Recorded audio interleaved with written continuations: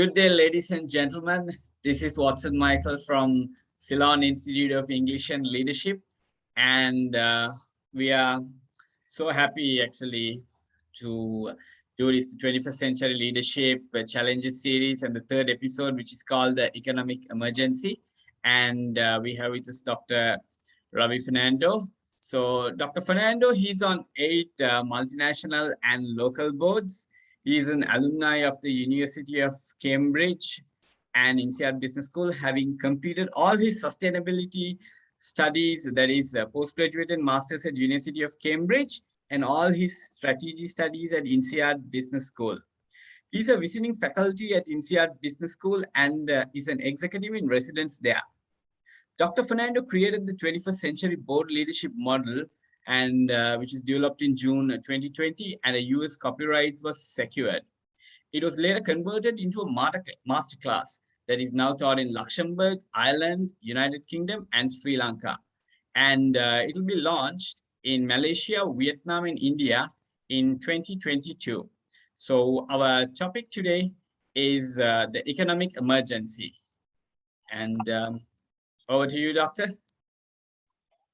A very good morning or evening or whatever time of day you are logged in.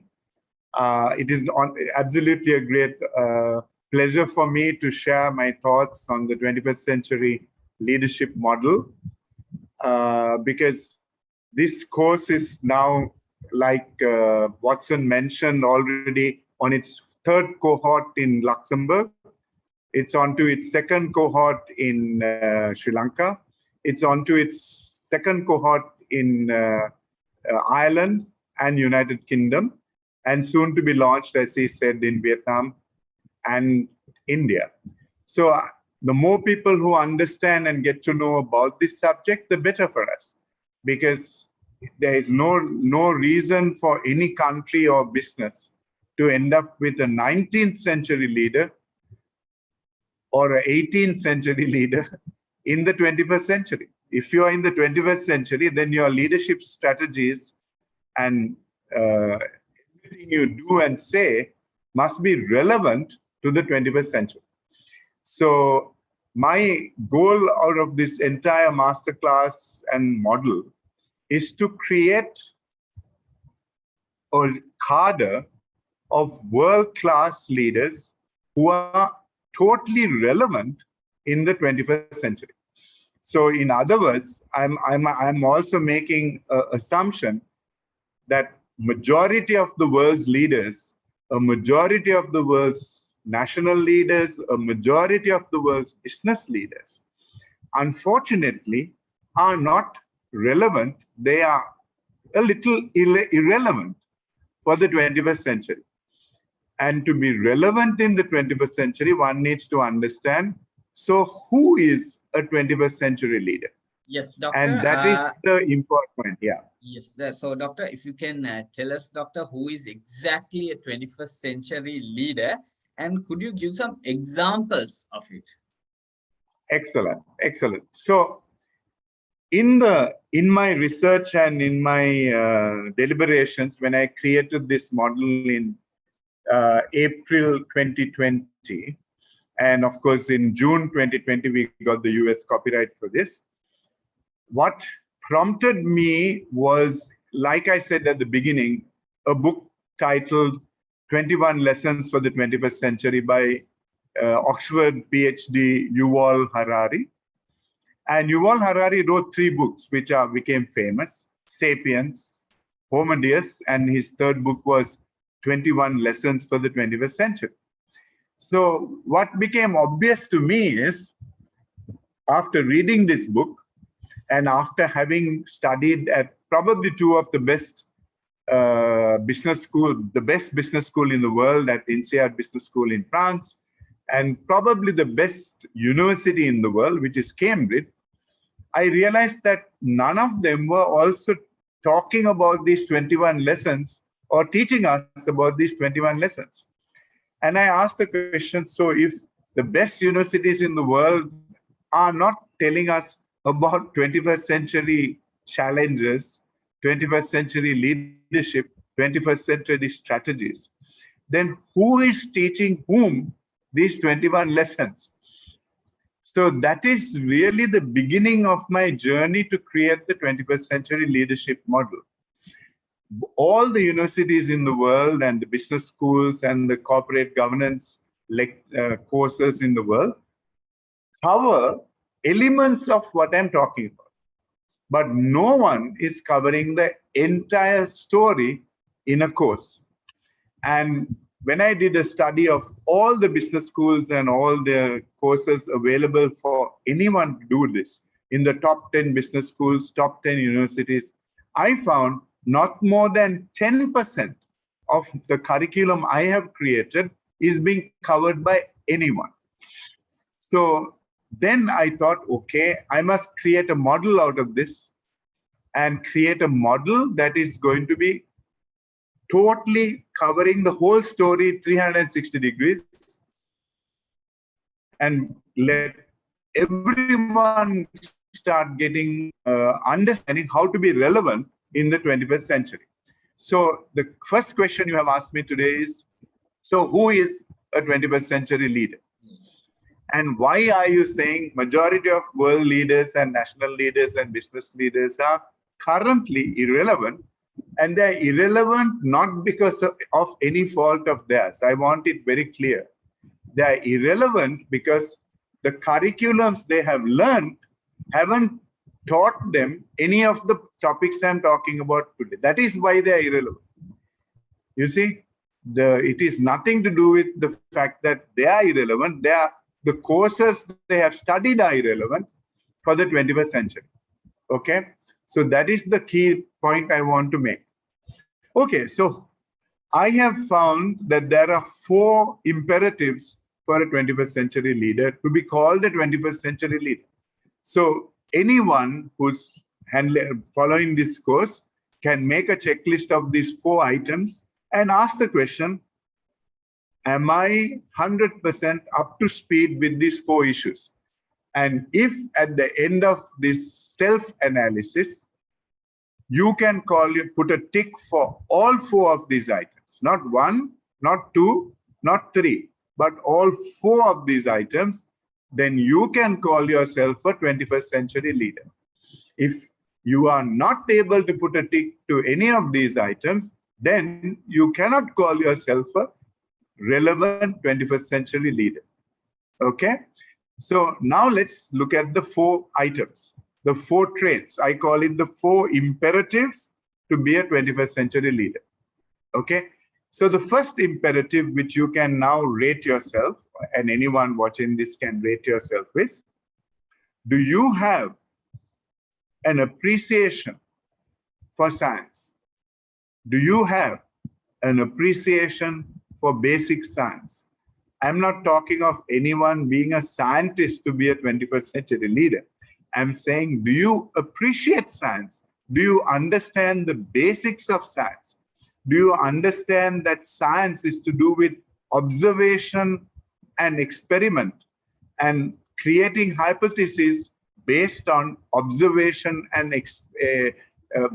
experimenting the reality we see? So that is the first trait of a 21st century leader. Do you appreciate science?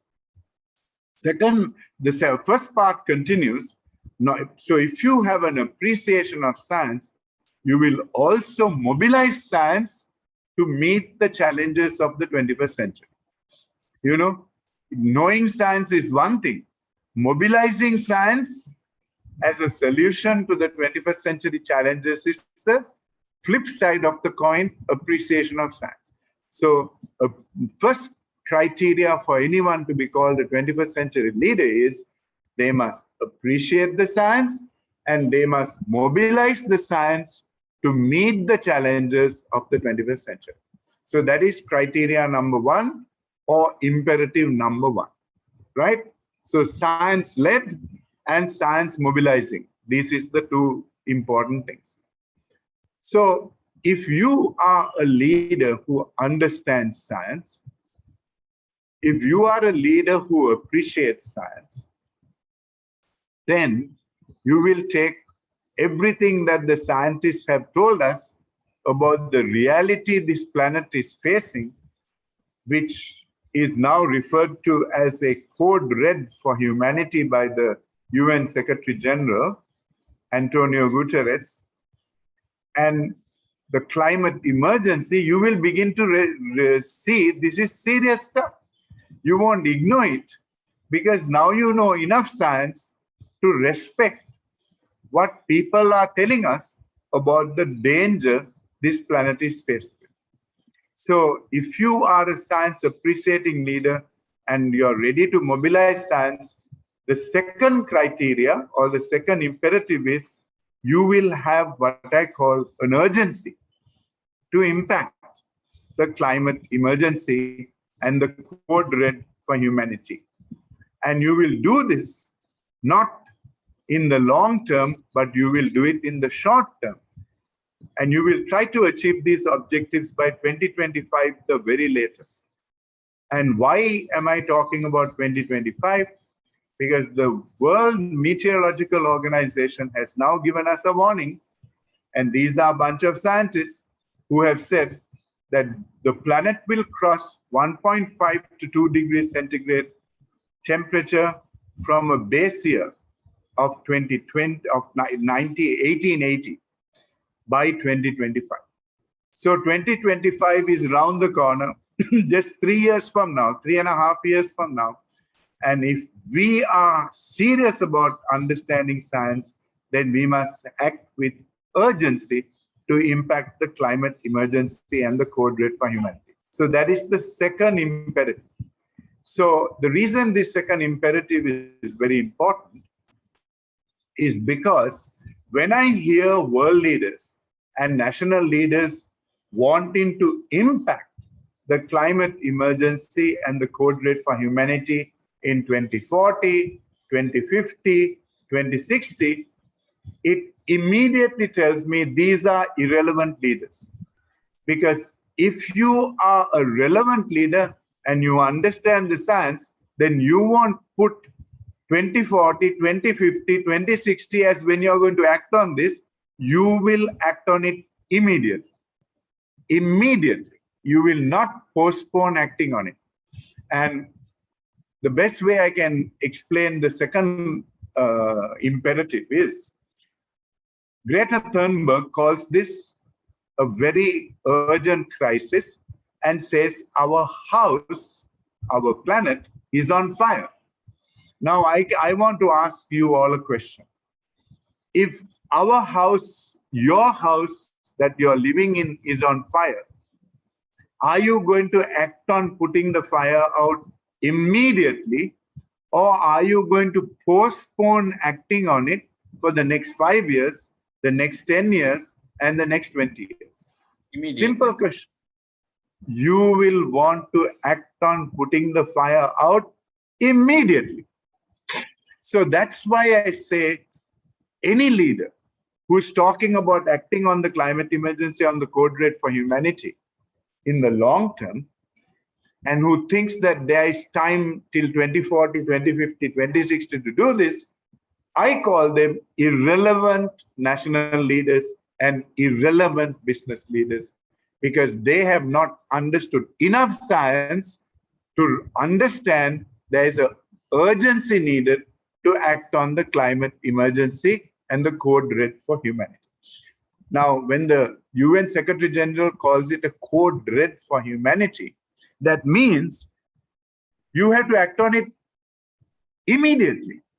You know, it's like having a patient in the emergency unit or the ICU or the intensive care unit, and the doctors and the nurses thinking we can act on this person's emergency next month or the month after or 6 months from now. If there is an emergency patient, you act on the emergency patient immediately, right? You don't postpone acting on that person's illness.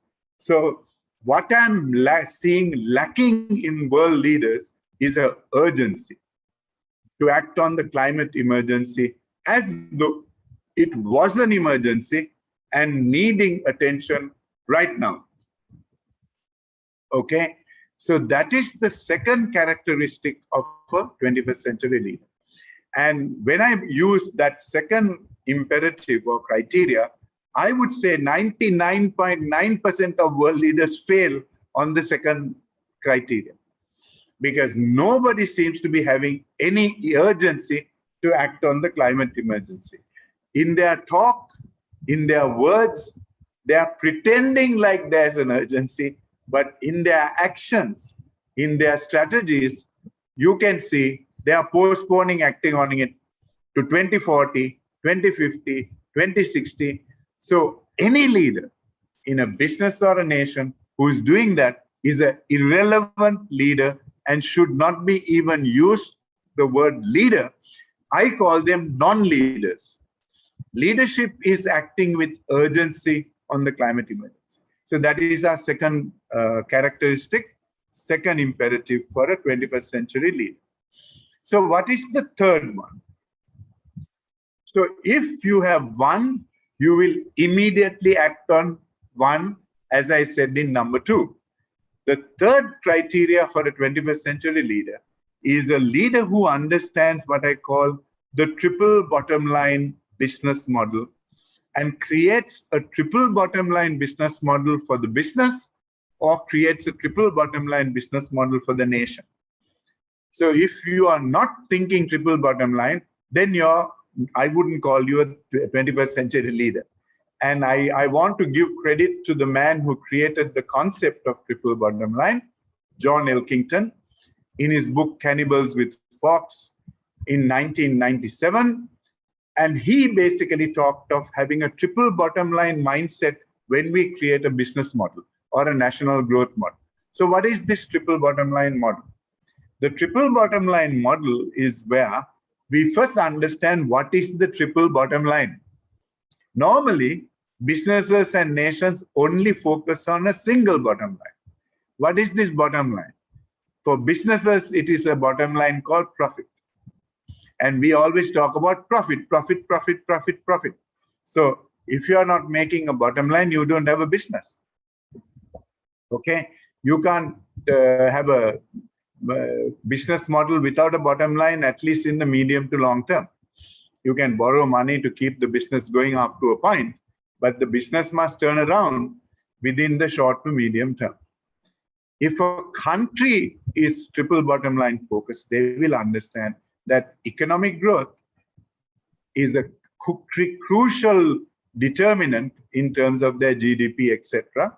So having a profit model or an economic growth model is the first element of a triple bottom line item. So we call it profit line.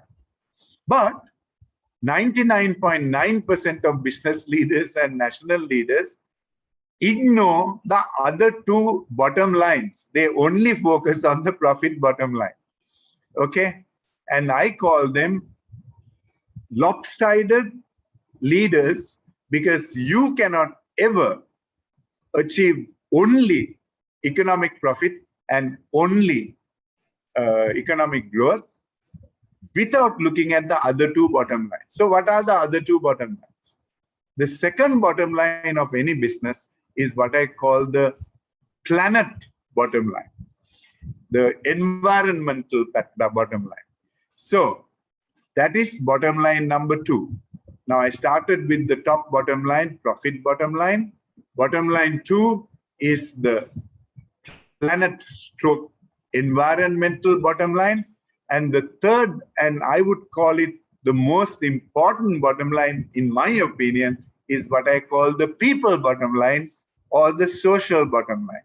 So if you try to achieve profits and economic growth, ignoring bottom line 2, which is the planet and environment, and if you try to achieve economic growth and profitability, ignoring the people bottom line and social sustainability, I can tell you, you're having a single bottom line business strategy and you're having a single bottom line national growth strategy. And this is the reason that I say 99.9% of world leaders are irrelevant in the 21st century, because most of them try to achieve profit bottom lines, ignoring the planet, ignoring the people. And when they do that, they destroy the planet and they destroy the people along with the planet. And that, to me, is an irrelevant 21st century leader who is putting profit before planet and people, putting economic growth before achieving environmental sustainability and social sustainability. Because if you do that, you are going to do what has happened to the planet over the last 34 years. We have destroyed the planet, we have destroyed humanity and created inequality, where 1% of the people in the world own more than 50 to 60% of the world's wealth. 99% are surviving, and that is because we have ignored people. And number two, in the last 34 years or 35 years, since 1987, when the term sustainable development was first coined, we have for 34 years ignored the planet to the extent that we have now a climate emergency and we now have a code red for humanity. How did world leaders and business leaders ignore the planet so much that we now are facing a code red for humanity? So now you have to bring all three things together for the third criteria, third imperative, a triple bottom line mindset business model or a national model which puts planet and people before profit. The problem in the world today is all the leaders are putting profit before planet and people. And we saw during the COVID-19, so many countries destroy their people, kill their people, because they ignored the principle of triple bottom line management and triple bottom line strategy. And they started trying to open their economies much faster before they treated the people issue of getting COVID vaccinations and keeping them safe. So what are the countries that did that? United States of America, under the single bottom line 19th century leadership of Donald Trump, today has already killed over 700,000 people. And 99% of those deaths are due to his negligence of being a single bottom line, profit before people leader. The number two country which has the most number of deaths in the world today is Brazil, led by Bolsonaro, who is now referred to as Bolsonaro Chainsaw. And this week, the International Criminal Court of Justice has now filed a case against him and called it a case of a crime against humanity, a crime against nature, by his destruction of the Amazon forest. What did he end up doing? He tried to reopen the Brazilian economy before fixing the Brazil's health crisis. He fired 2 ministers of health, and his military leadership all resigned because of this very poor and ignorant leadership of Bolsonaro. So a classic example of a 19th century science ignoring, profit before planet, profit before people leader, just like Donald Trump.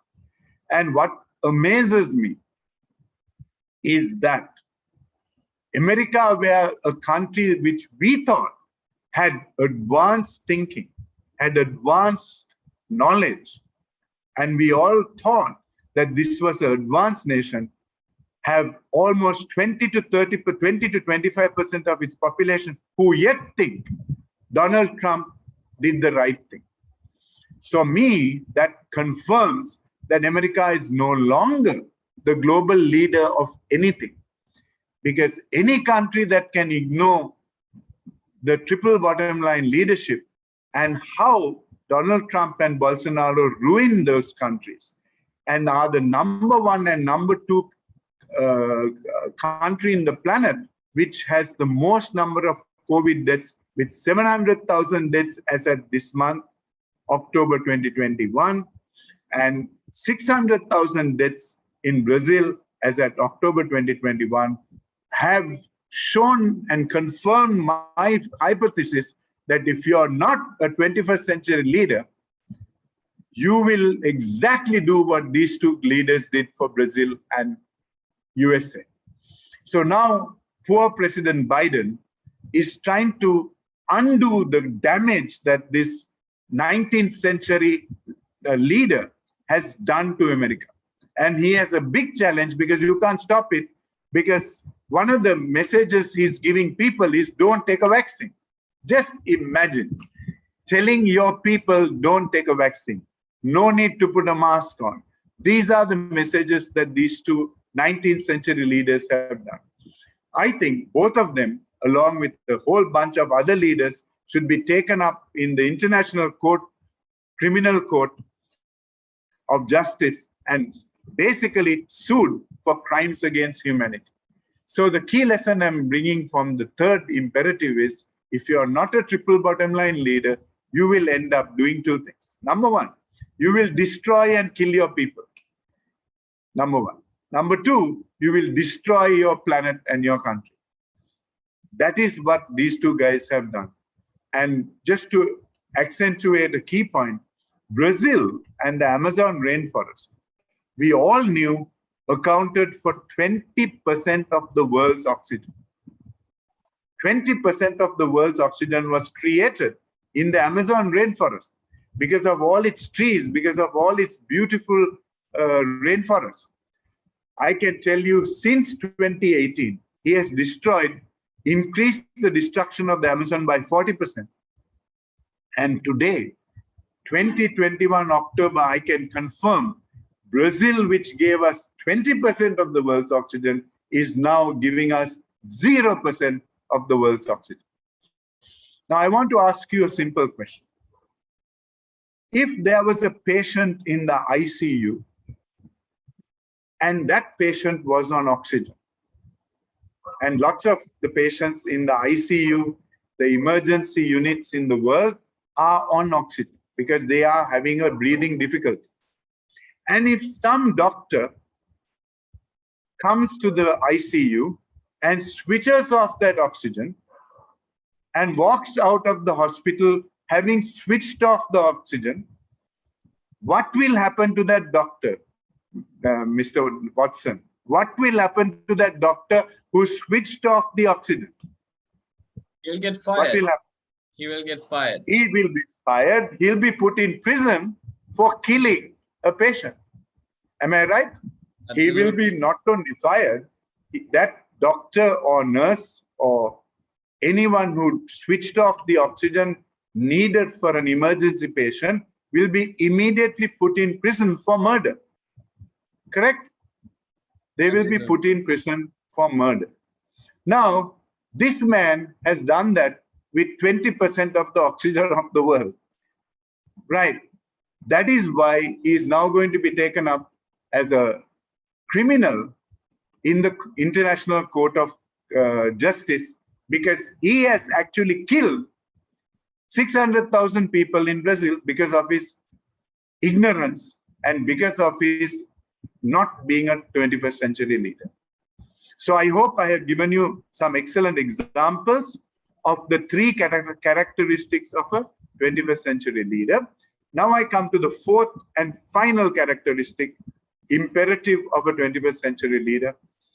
And that is, I call it, embedding the 21st century model that I have created in all their board agendas and their operations committee agendas and their leadership agendas and their cabinet agendas. So the model has 6 elements, and I think you shared the slide at the beginning of the 6 elements. We have a climate emergency, which we have covered. We have a health and social emergency. And then we have today we are discussing the economic emergency. So we have 3 emergencies in this model. Those emergency topics must be on the board agenda, must be on the national growth agenda, must be on the leadership and management committee agenda. If these items are not on the agenda, then we don't have a 21st century leader. who has decided that we need to address these issues and develop proactive strategies to address the issues. The next three elements of the model are what we call the three disruptors. The three disruptors are, we have a technology disruption, we have a geopolitical disruption, and we have the governance disruption. So these 6 elements I talked to you about have to be on the board agenda and have to be on the national agenda and have to be on the operations agenda of any nation or any business. And a 21st century leader will make sure not only that these things are in the agenda under any other business or something, these 3 things should be addressed, attacked proactively with an urgency to solve those problems, like I talked about under the second imperative. So this then are the 4 characteristics of a world leader or a business leader who is a 21st century leader.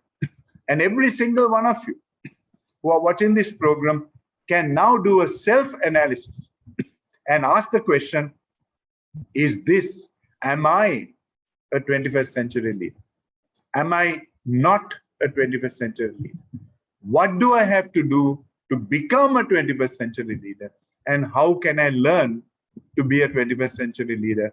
And the 21st Century Board Leadership Masterclass and the book that is also going to come on the subject are your 2 ways to become a relevant 21st century leader. Yeah. Thank you, Doctor. Thank you for explaining. And could you explain to us about the economic emergency? Okay, just before that, I want to give some examples of people who I consider to be 21st century leaders. Okay, so let me start with 21st century business leaders, right? The following are what I call 21st century business leaders, and anyone wants to check on their CVs and their profiles and what they have done to prove that they are following all 4 actions that I mentioned now, all 4 imperatives can do so. Number 1, 21st century leader, in my opinion, is none other than Elon Musk, who runs 3 of the biggest companies in the world now, Tesla, SpaceX, and SolarCity. This gentleman is a science graduate and has a PhD in science and has also created 3 of the best businesses on the planet. That means he has a triple bottom line mindset. He respects science and hence he has a triple bottom line mindset. So I would call Elon Musk the most important and most effective and most visionary 21st century leader we have today. After that, I would put down the current CEO of Google, Sundar Pichai, as one of the leaders emerging as a 21st century leader. After that, I would put Yvon Chouinard of a company called Patagonia, who actually created the 21st century business model and was driving the triple bottom line from the day he started the business almost 20, 30 years ago. And his company, Patagonia, is, I would say, a world leader in 21st century leadership. The 4th leader that strikes me as a great example of a 21st century leader in today's context is a man called Henrik Poulsen, the former CEO of a Danish company called Ørsted. And we talked about Ørsted when we discussed the climate emergency. What did we learn about this man's leadership? In 2009, interestingly, 2009 is a pivotal year for both Ørsted and Unilever. Ørsted was the Danish oil and gas company. He converted the Danish oil and gas company to become a world leader in renewable energy with wind power.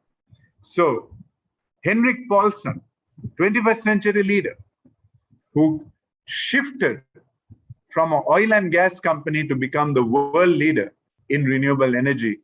And this is a classic example of 21st century leadership.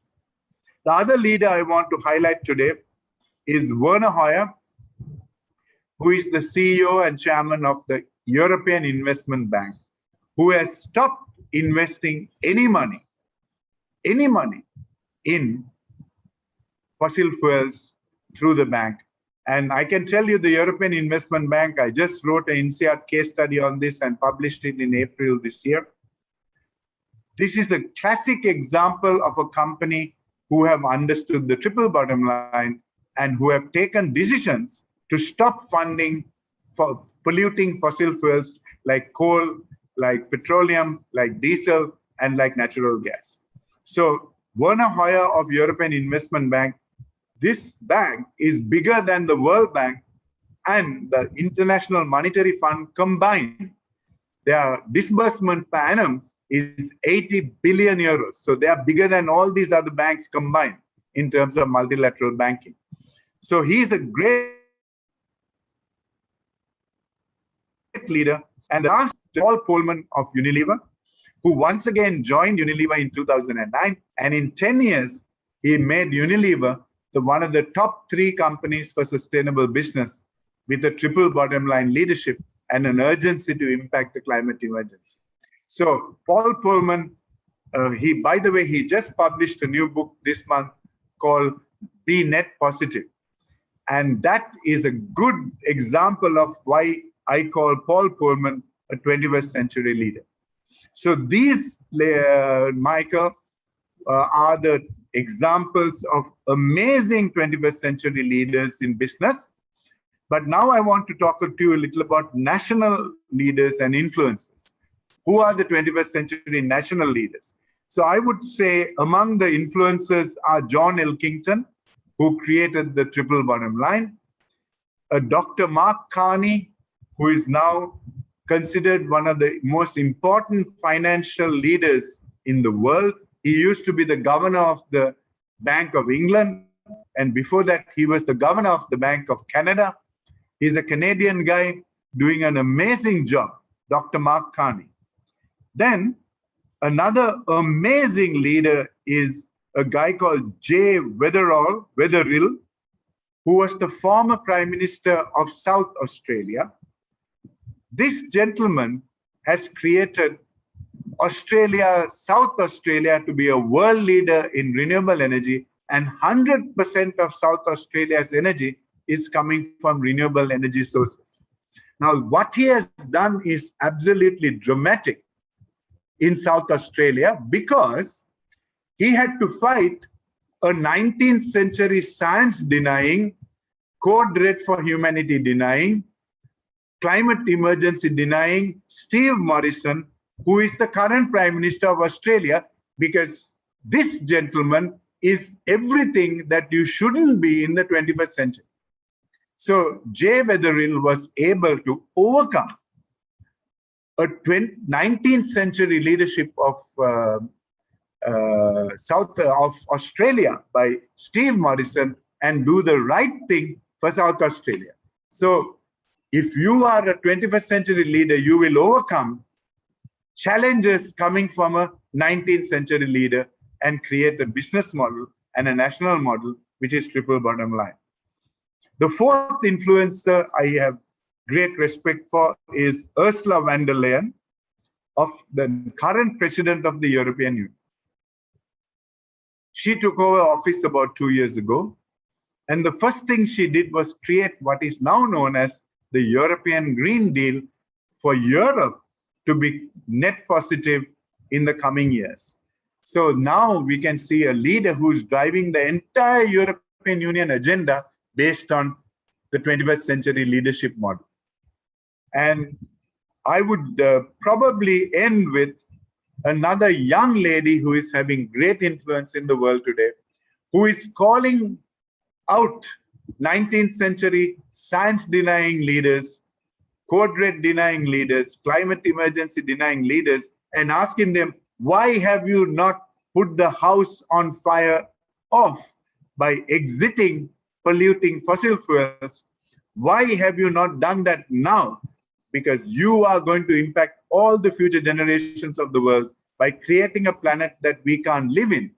And this young lady is Greta Thunberg, who I believe has had greater influence on waking up sleepy 19th century triple bottom line denying planet profit before planet people all over the world by calling them out at the UN General Assembly, calling them out in the World Economic Forum, and calling them out in the European Parliament, and saying, you people are destroying my future. And her name is Greta Thunberg, who just turned 17 years old.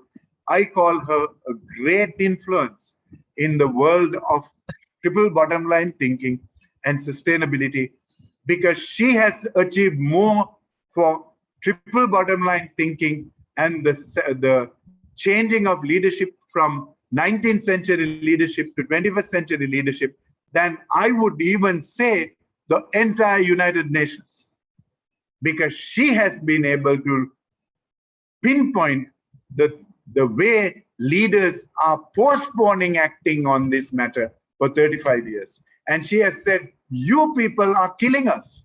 You people are destroying the planet. Our house is on fire, and you want to put the fire out in 2040, 2050, and 2060, when it should be put out before 2025. So these are the examples of world leaders that all of us should be proud about. And if anyone has any doubts, every one of the names I mentioned today, are conforming to the four characteristics, the four imperatives of 21st century leadership. Every one of the people I mentioned. And we have excellent examples with these leaders that I mentioned. So if anyone says there are no 21st century leaders in the world today, I have just given you a list of world leaders, world influencers, and business leaders who are all 21st century leaders, and not one of them is a 19th century leader who is destroying the planet. All of these are doing their best to survive the planet for future generations. And Greta Thunberg, who I think should have been awarded the Nobel Peace Prize 2 years ago, as soon as she began this movement, has not yet been given the Nobel Peace Prize. But even people like Al Gore, people like Wangari Maathai, who did much less for the planet than Greta Thunberg, have been awarded the Nobel Peace Prize. So I hope the Nobel Committee of Stockholm wake up and recognize this amazing world leader who has done amazing things in the planet today. And that she will be given her due recognition to be able to do the right thing, so that we create a leader who other people listen to. And she has done more for the planet than any other leader, as far as I'm concerned, more than the United Nations. Because the United Nations for 34 years, if one measures the success of the United Nations in managing the climate emergency, from its first conference, from its report in 1987, we can say have failed miserably, because the amount of gigatons of carbon dioxide in the atmosphere has gone from 21 gigatons to almost 34 gigatons. That means a 60% increase of carbon dioxide. So how can the United Nations ever say they have achieved anything to do with the code red for humanity and the climate emergency?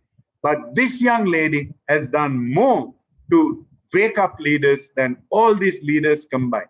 So I think I have given you a very long and lengthy explanation about 21st century leadership, because today, if we don't understand these are the leaders and follow them, then we are losing the battle for the planet. We are losing the battle for humanity, because one thing is for sure, the planet will survive even in a damaged form, and the planet will regrow in a good way, but humanity will not survive. It is the humanity and the species that will all be destroyed by this 19th century leadership that we have in the world today. Okay? All right. Thank you, Dr. Fernando, for explaining. And could you explain to us what is the economic emergency? Okay, so now in our model, we have three emergencies: climate emergency, social and health emergency, which we covered, and now we are talking about the economic emergency. So the first thing I want to explain to everyone is there are no economic emergencies on its own. Economic emergencies are when you have 19th century leaders ignoring the triple bottom line of addressing the climate emergency and addressing the health and social emergency. When you ignore those two, you end up with the economic emergency. So you can even say economic emergency equals ignoring the climate emergency and ignoring the health and social emergency. The result is you have an economic emergency. Okay? So if people are out of work because they have fallen ill, then you have a social emergency, and that then turns into an economic emergency for the family. If you have somebody out of a job, you are not having money to live, then you have an economic emergency. But the question is, why is that somebody out of the job? It is because they fell ill and they had a health emergency. Or if that person dies, there is a massive economic emergency because the breadwinner is dead. So economic emergencies, number one, don't happen on their own. They happen because of ignoring the climate emergency and ignoring the health and social emergency. And that is why I said the third most important criteria is you have to be a triple bottom line leader who puts people and planet before profit, not profit before people or profit before planet. Okay? Right. So economic emergencies, number one, I have just given you the explanation as to what is an economic emergency. Number two, in the IPCC, International Panel for Climate Change report in October 2018, they told the world's leaders what the economic emergencies will be if the planet crosses what we call 3 planetary boundaries in terms of extreme temperatures. And when we talk about extreme temperatures, I already explained to you, our benchmark year is 1880, when the Industrial Revolution started in the world. So between 1880 and now is what are the temperatures. So what they said in the IPCC report in October 2018 was if the planet crossed plus 1.5 degrees centigrade, and we are now at plus 1.2 degrees centigrade, so only 0.3 degrees centigrade to go before we cross this first dangerous milestone, that the planet's economy will be destroyed by US dollars 54 trillion. 54 trillion of the world economy will be destroyed as soon as we cross 1.5 degrees centigrade. Why? Because when we cross between 1.5 degrees and 2 degrees centigrade, we will have a sea level rise of 20 feet because all the ice caps, polar caps, the Arctic, the Antarctic, and the Himalayas will melt, and all that water will contribute to sea level rise of 20 feet, which will destroy most of our major cities in the world and the economic assets in those cities. And that will cause a calamity of between 54 trillion to 67 trillion dollars in a global economy, which is 90 trillion dollars. That means 50 to 70% of our global economy will get wiped out the moment we cross plus 1.5 degrees centigrade. And we are already seeing this impact with the climate emergency, because extreme weather incidents have quadrupled from about 7 per annum in the 70s to nearly 700 now, which is 2 incidents per day versus 7 incidents per annum. Now, if world leaders and business leaders haven't understood this simple statistic, then I call them ignorant 19th century leaders who haven't even understood that the scientists have been telling us extreme weather incidents have happened because the climate is getting warmer.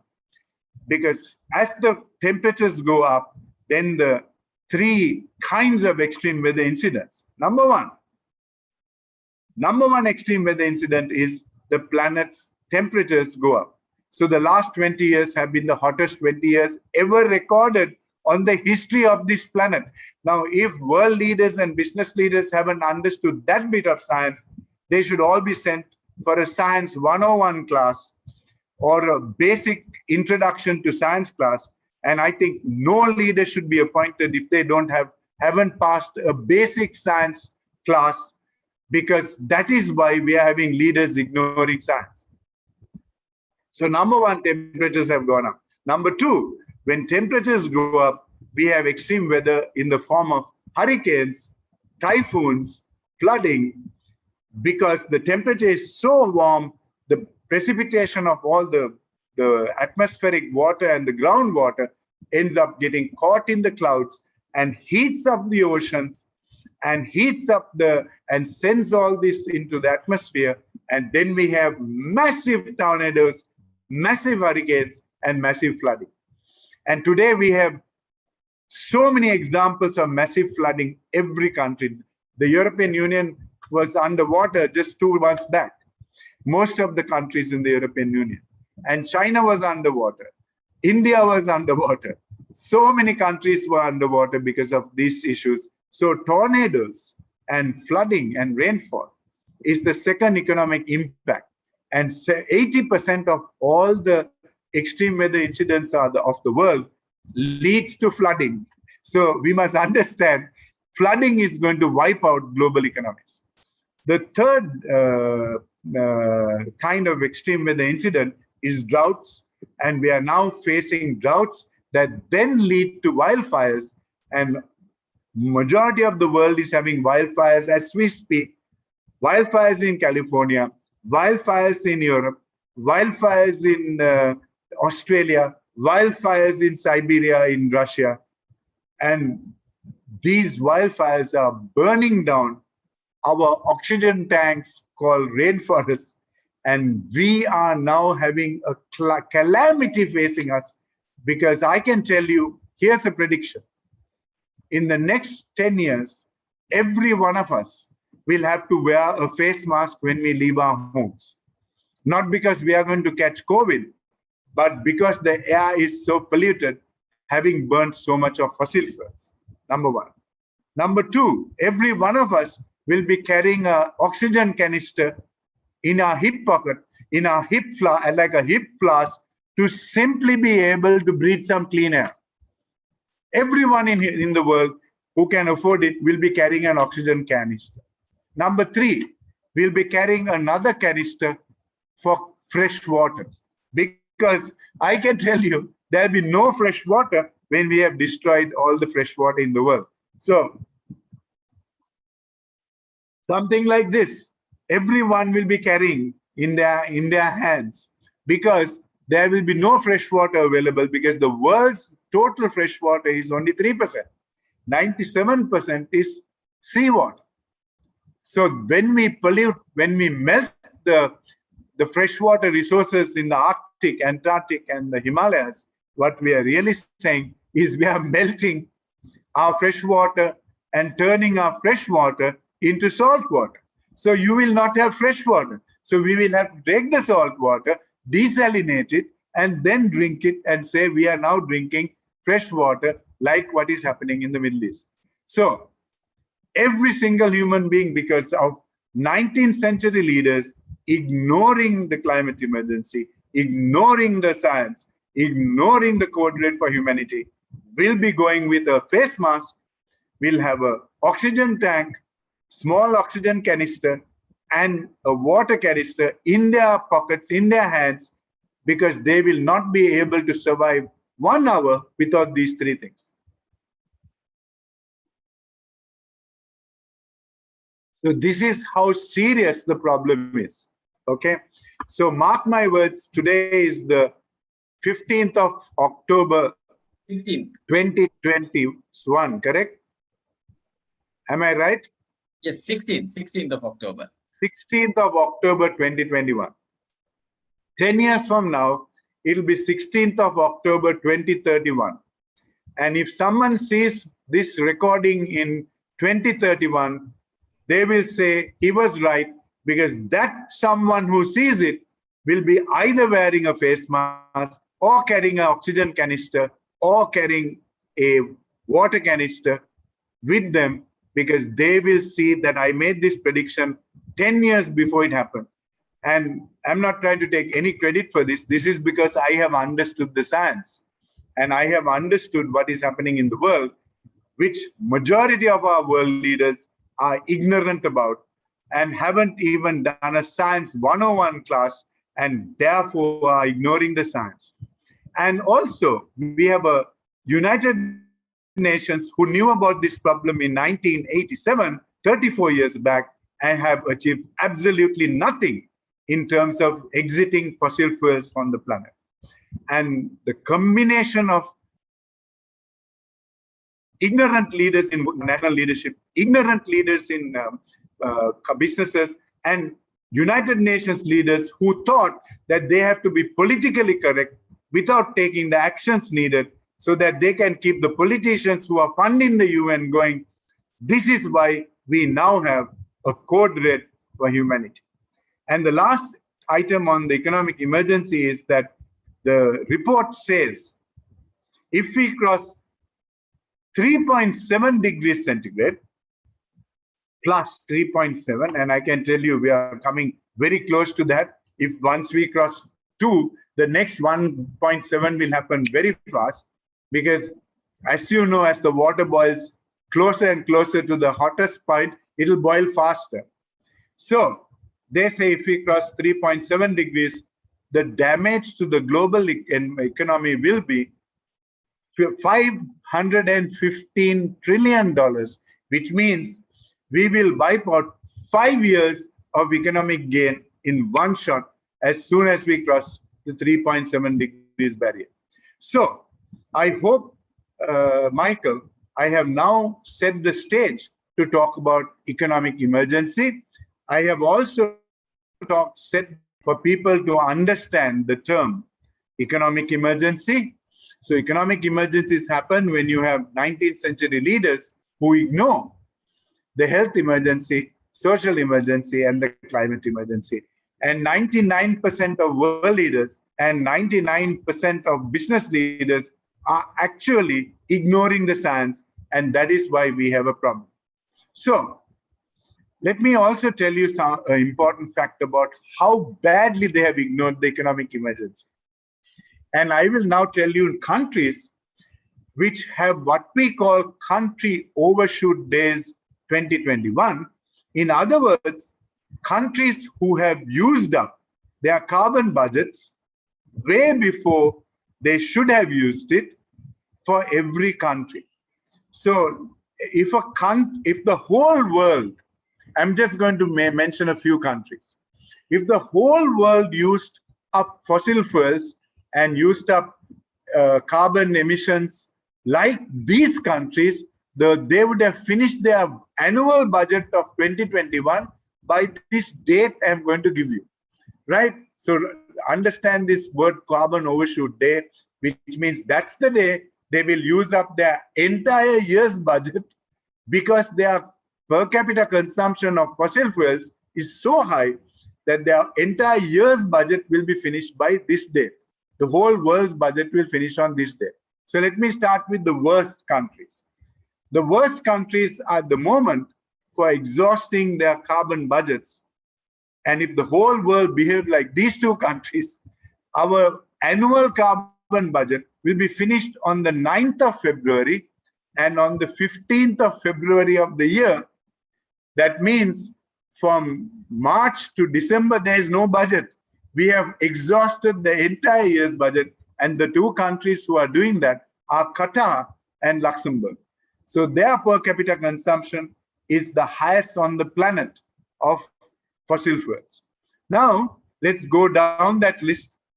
The next country is the United Arab Emirates, the Gulf, who would have exhausted the world budget by March 7, and March 14, Canada, Kuwait, United States of America, and Australia by March 22nd would have exhausted the annual carbon budget of the world if the whole world behaved like they do.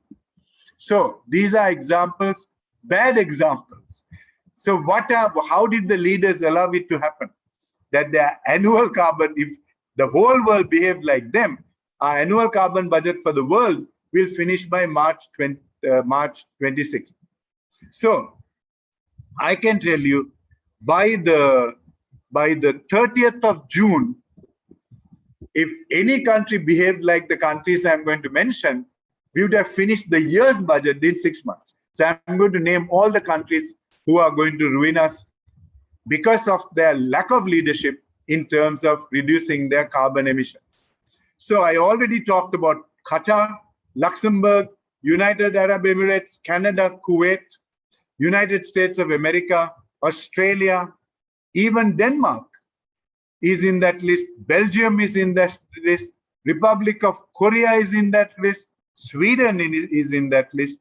Finland, Singapore, Norway, Saudi Arabia, Israel, Russia, Ireland, Netherlands, Slovenia, Germany, Japan, France, Switzerland, Italy, Portugal, New Zealand, Chile, United Kingdom, Greece, Montenegro, Spain, China, Bahamas, Romania, Argentina, and Iran, South Africa, Paraguay, Bolivia, and Brazil, Mexico, Ukraine, Thailand are all going to finish their carbon budgets between January 1st and July 31st, and which means they are going to have a deficit budget every time they have a per capita consumption of fossil fuels, which means they don't have a budget for the balance 7 months of the year or 6 months of the year. So I hope now you understand the term economic emergency, what a crisis it is. And this is research done by the Earth Overshoot Day National Footprint for Our Biocapacity Accounting 2021 edition. And the Global Footprint Network, if you go to it, you can get all the figures I told you right now. So the world is facing a calamity. And now I hope you understand why I said that majority of the world's leaders, 99% are 19th century science avoiding, code red for humanity avoiding, climate emergency avoiding leaders in business and in nations. Now, what should be the business model of a 21st century company or a nation? So the United Nations in 2015 launched what was known as the Sustainable Development Goals. They launched 17 Sustainable Development Goals. So I will tell you today, any national strategy, any business strategy must focus on 5 of these goals only, not 17, if they want to save the planet and become 21st century enabled countries or businesses. So what are these 5 goals? Number 1 is goal number 7. They must go for 100% affordable and clean energy, renewable energy like solar power, wind power, thermal power, wave power. These are the 4, and hydropower. And even nuclear power today, I consider it a renewable source because nuclear is very clean energy. So these are the 6 energy sources our countries have to go for. But sadly, majority of the countries, especially the following 9 countries, are persisting with polluting coal power. And what are these countries? Starting with Australia, China, India, Mexico, South Africa, Poland, even countries like Germany have a high polluting coal power. Russia.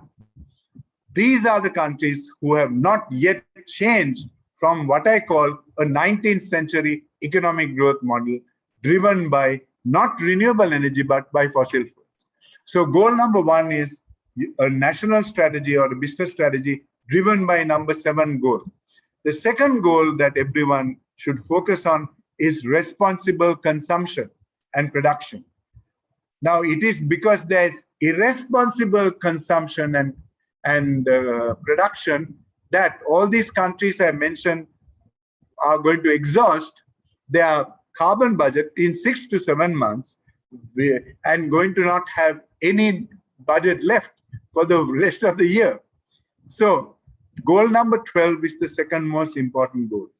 And everyone should have a strategy that embeds this in their entire strategy. Number 3 is goal number 9. Goal number 9 is industry innovation and infrastructure. Every country must innovate from unsustainable industry, unsustainable innovation, and unsustainable infrastructure to sustainable industry, sustainable national growth, sustainable innovation, and sustainable infrastructure. So that's goal number 3, the third goal. So I have already given you 3 goals: goal number 7, goal number 12, and goal number 9, 7, 12, 9 as essential goals to be part of the national strategy and the business strategy. So one way to find out is your strategy a 21st century strategy is to ask the question, have I embedded these 3 goals in my national strategy? Have I embedded these 3 goals in my business strategy? If I haven't done that, then we are in the 19th century. Okay? So there are 2 other goals that are very important. And these 2 goals, I call them one goal because one depends on the other goal. So what are these 2 final goals? Goal number 15, reforestation. The looking after of our planet in terms of our Amazon rainforest and our oxygen delivering forest cover. We are destroying it, not protecting it. And people like Bolsonaro should be taken to the International Court of Justice because he has switched off 20% of the oxygen of the planet. So the next key goal is to protect our life on the land and protect our life on the sea. And goal number 15 is a very important goal because if we don't look after this goal, you will impact the next goal, which is goal number 6, which is clean water and sanitation and agriculture. You will not have water if you cut down all the trees, if you cut down the entire ecosystem.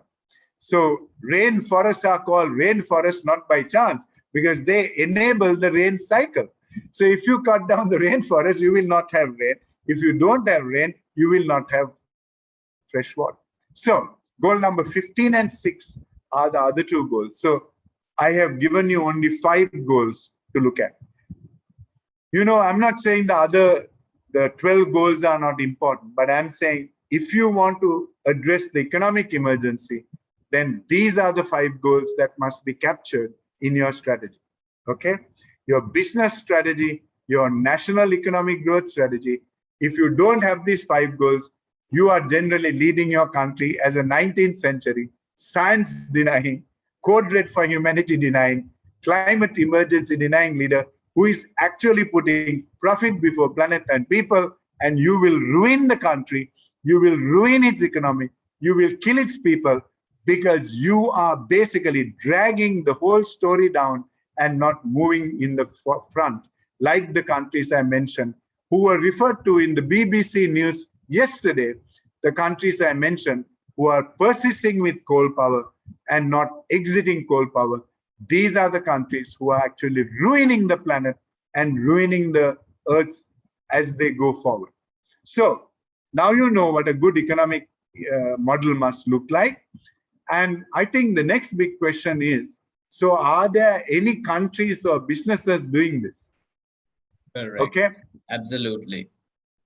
Right. So let's start with business because this course is about business leadership.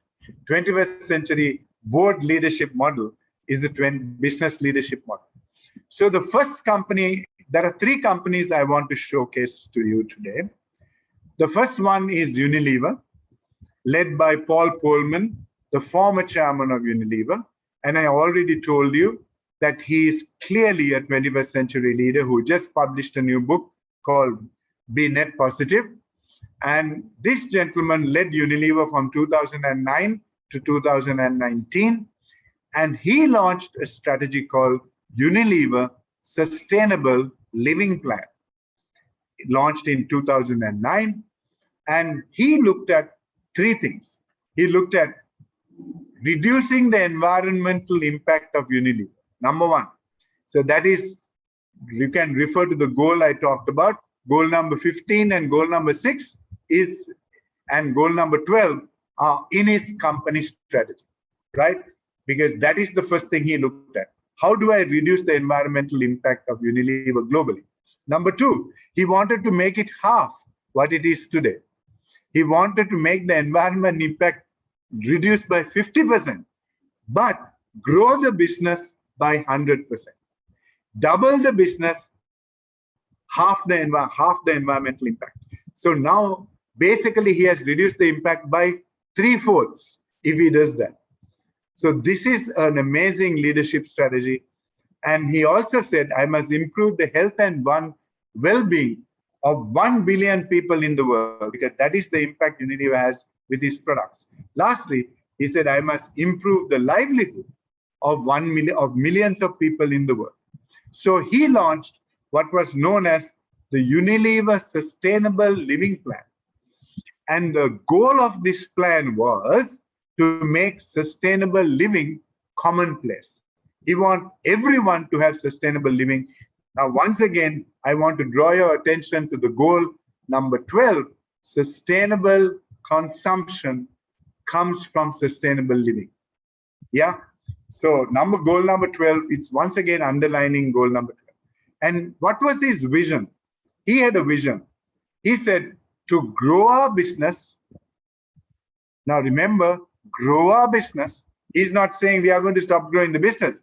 We are going to grow our business with a triple bottom line business model while decoupling our environmental footprint from our growth.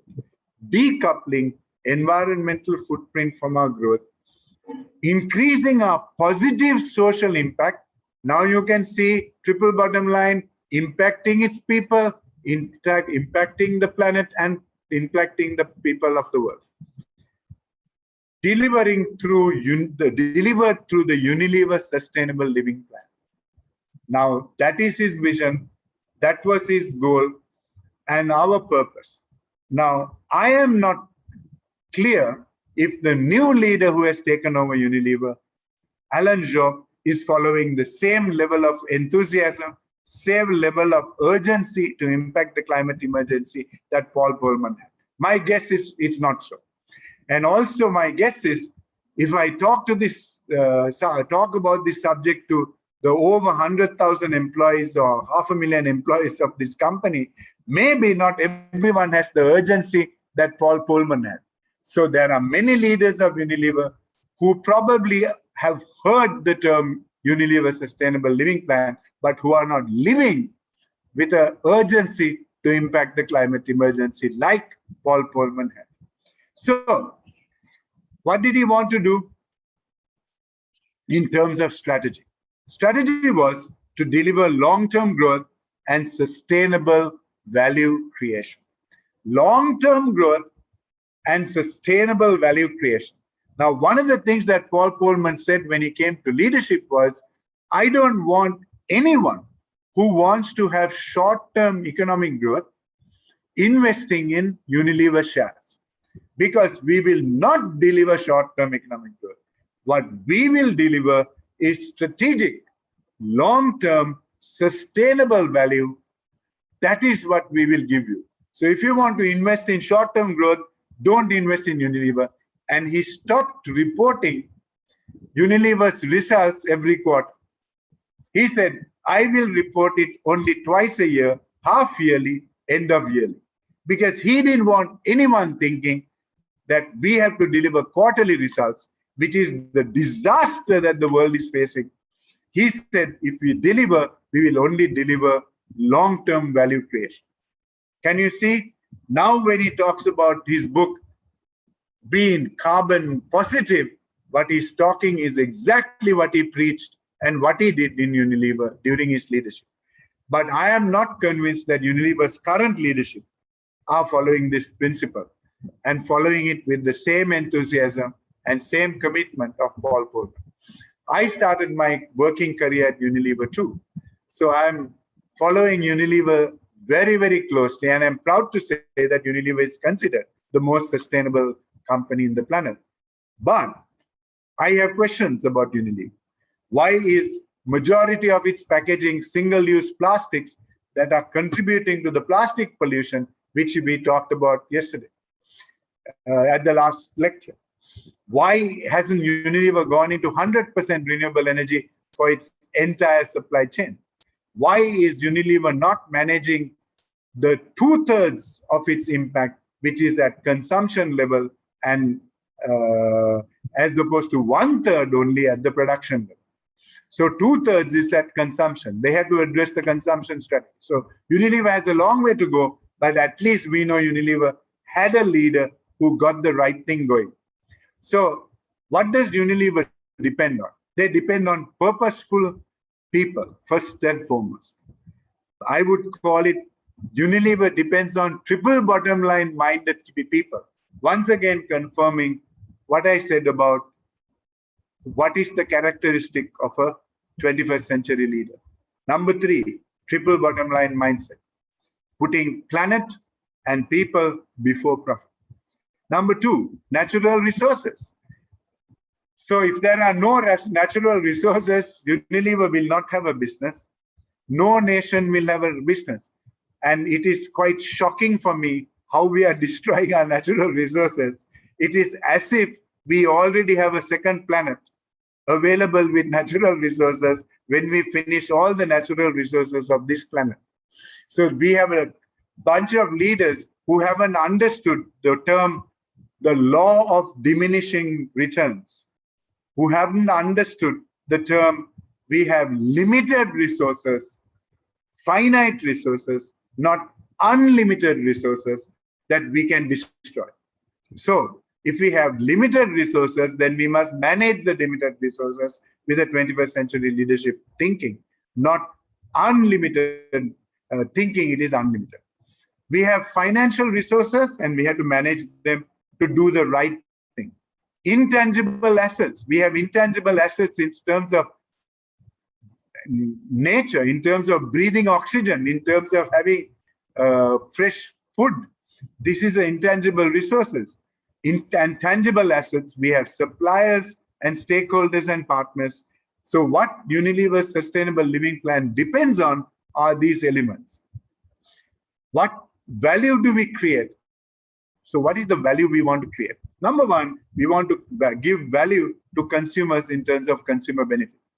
We want to have top and bottom line growth. I talked about triple bottom line, top line and bottom line growth. So profit growth and top line growth both coming together. We want improved health and well-being for all our people. We want enforced environmental impact, and we must manage this in a way that looks at the 5 or 6 goals.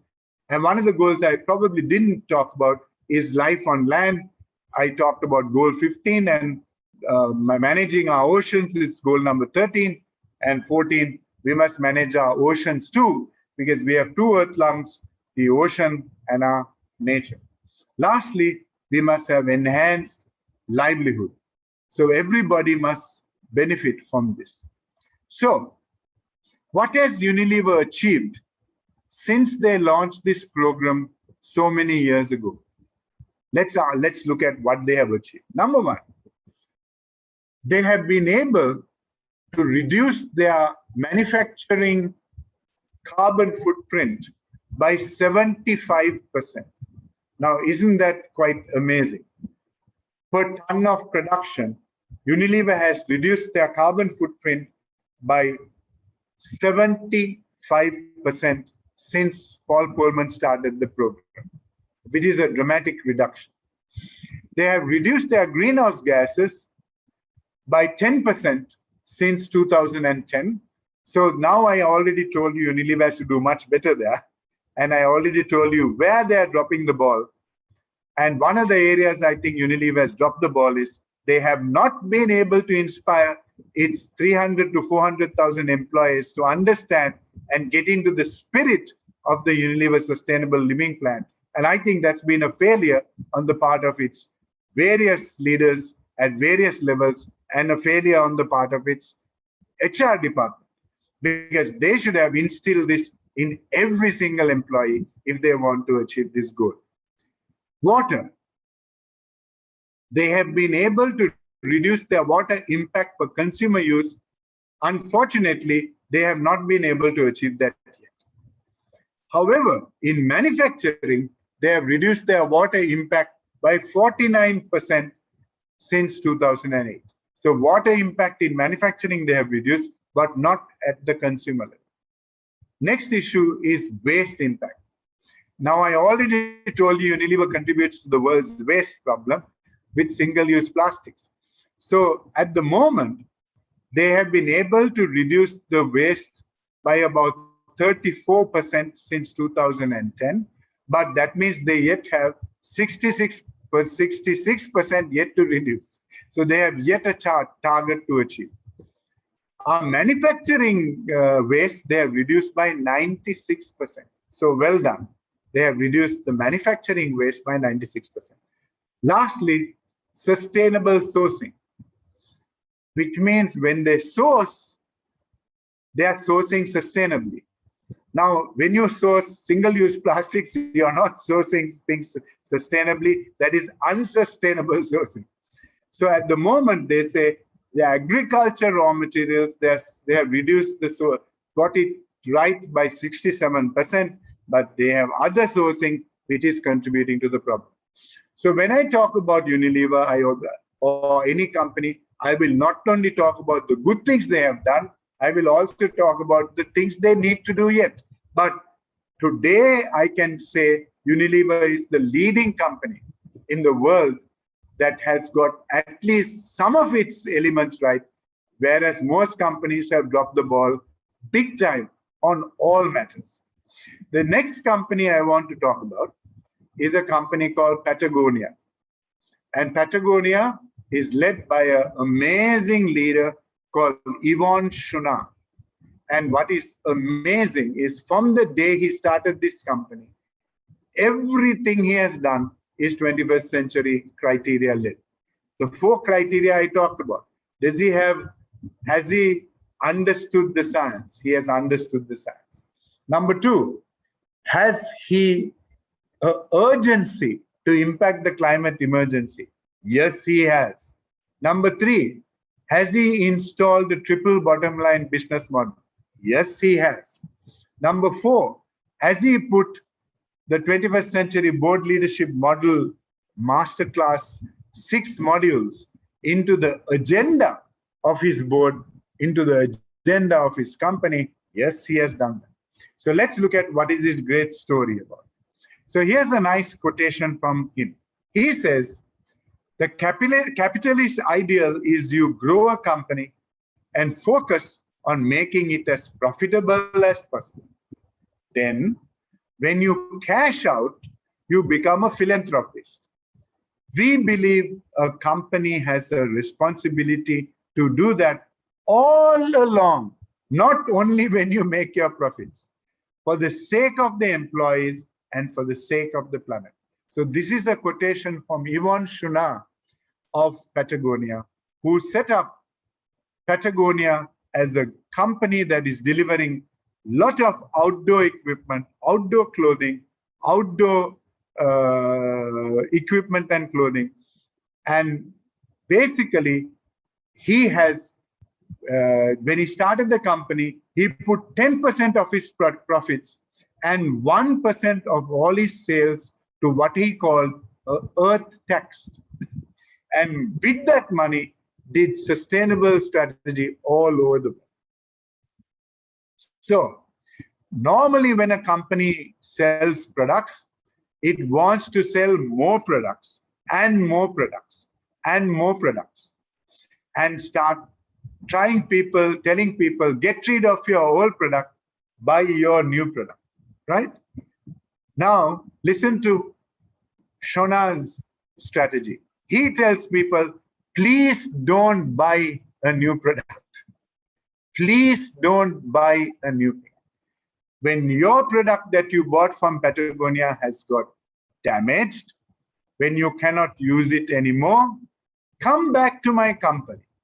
I will repair it and give it back to you like new. That is our entire business model. And he has 40,000 repair centers in the world whose only job is to refurbish and repair everything he sells. And when he advertises a new product, he says, please don't buy it if you have an old product. Only if you have never bought a Patagonia product in your life, then buy it.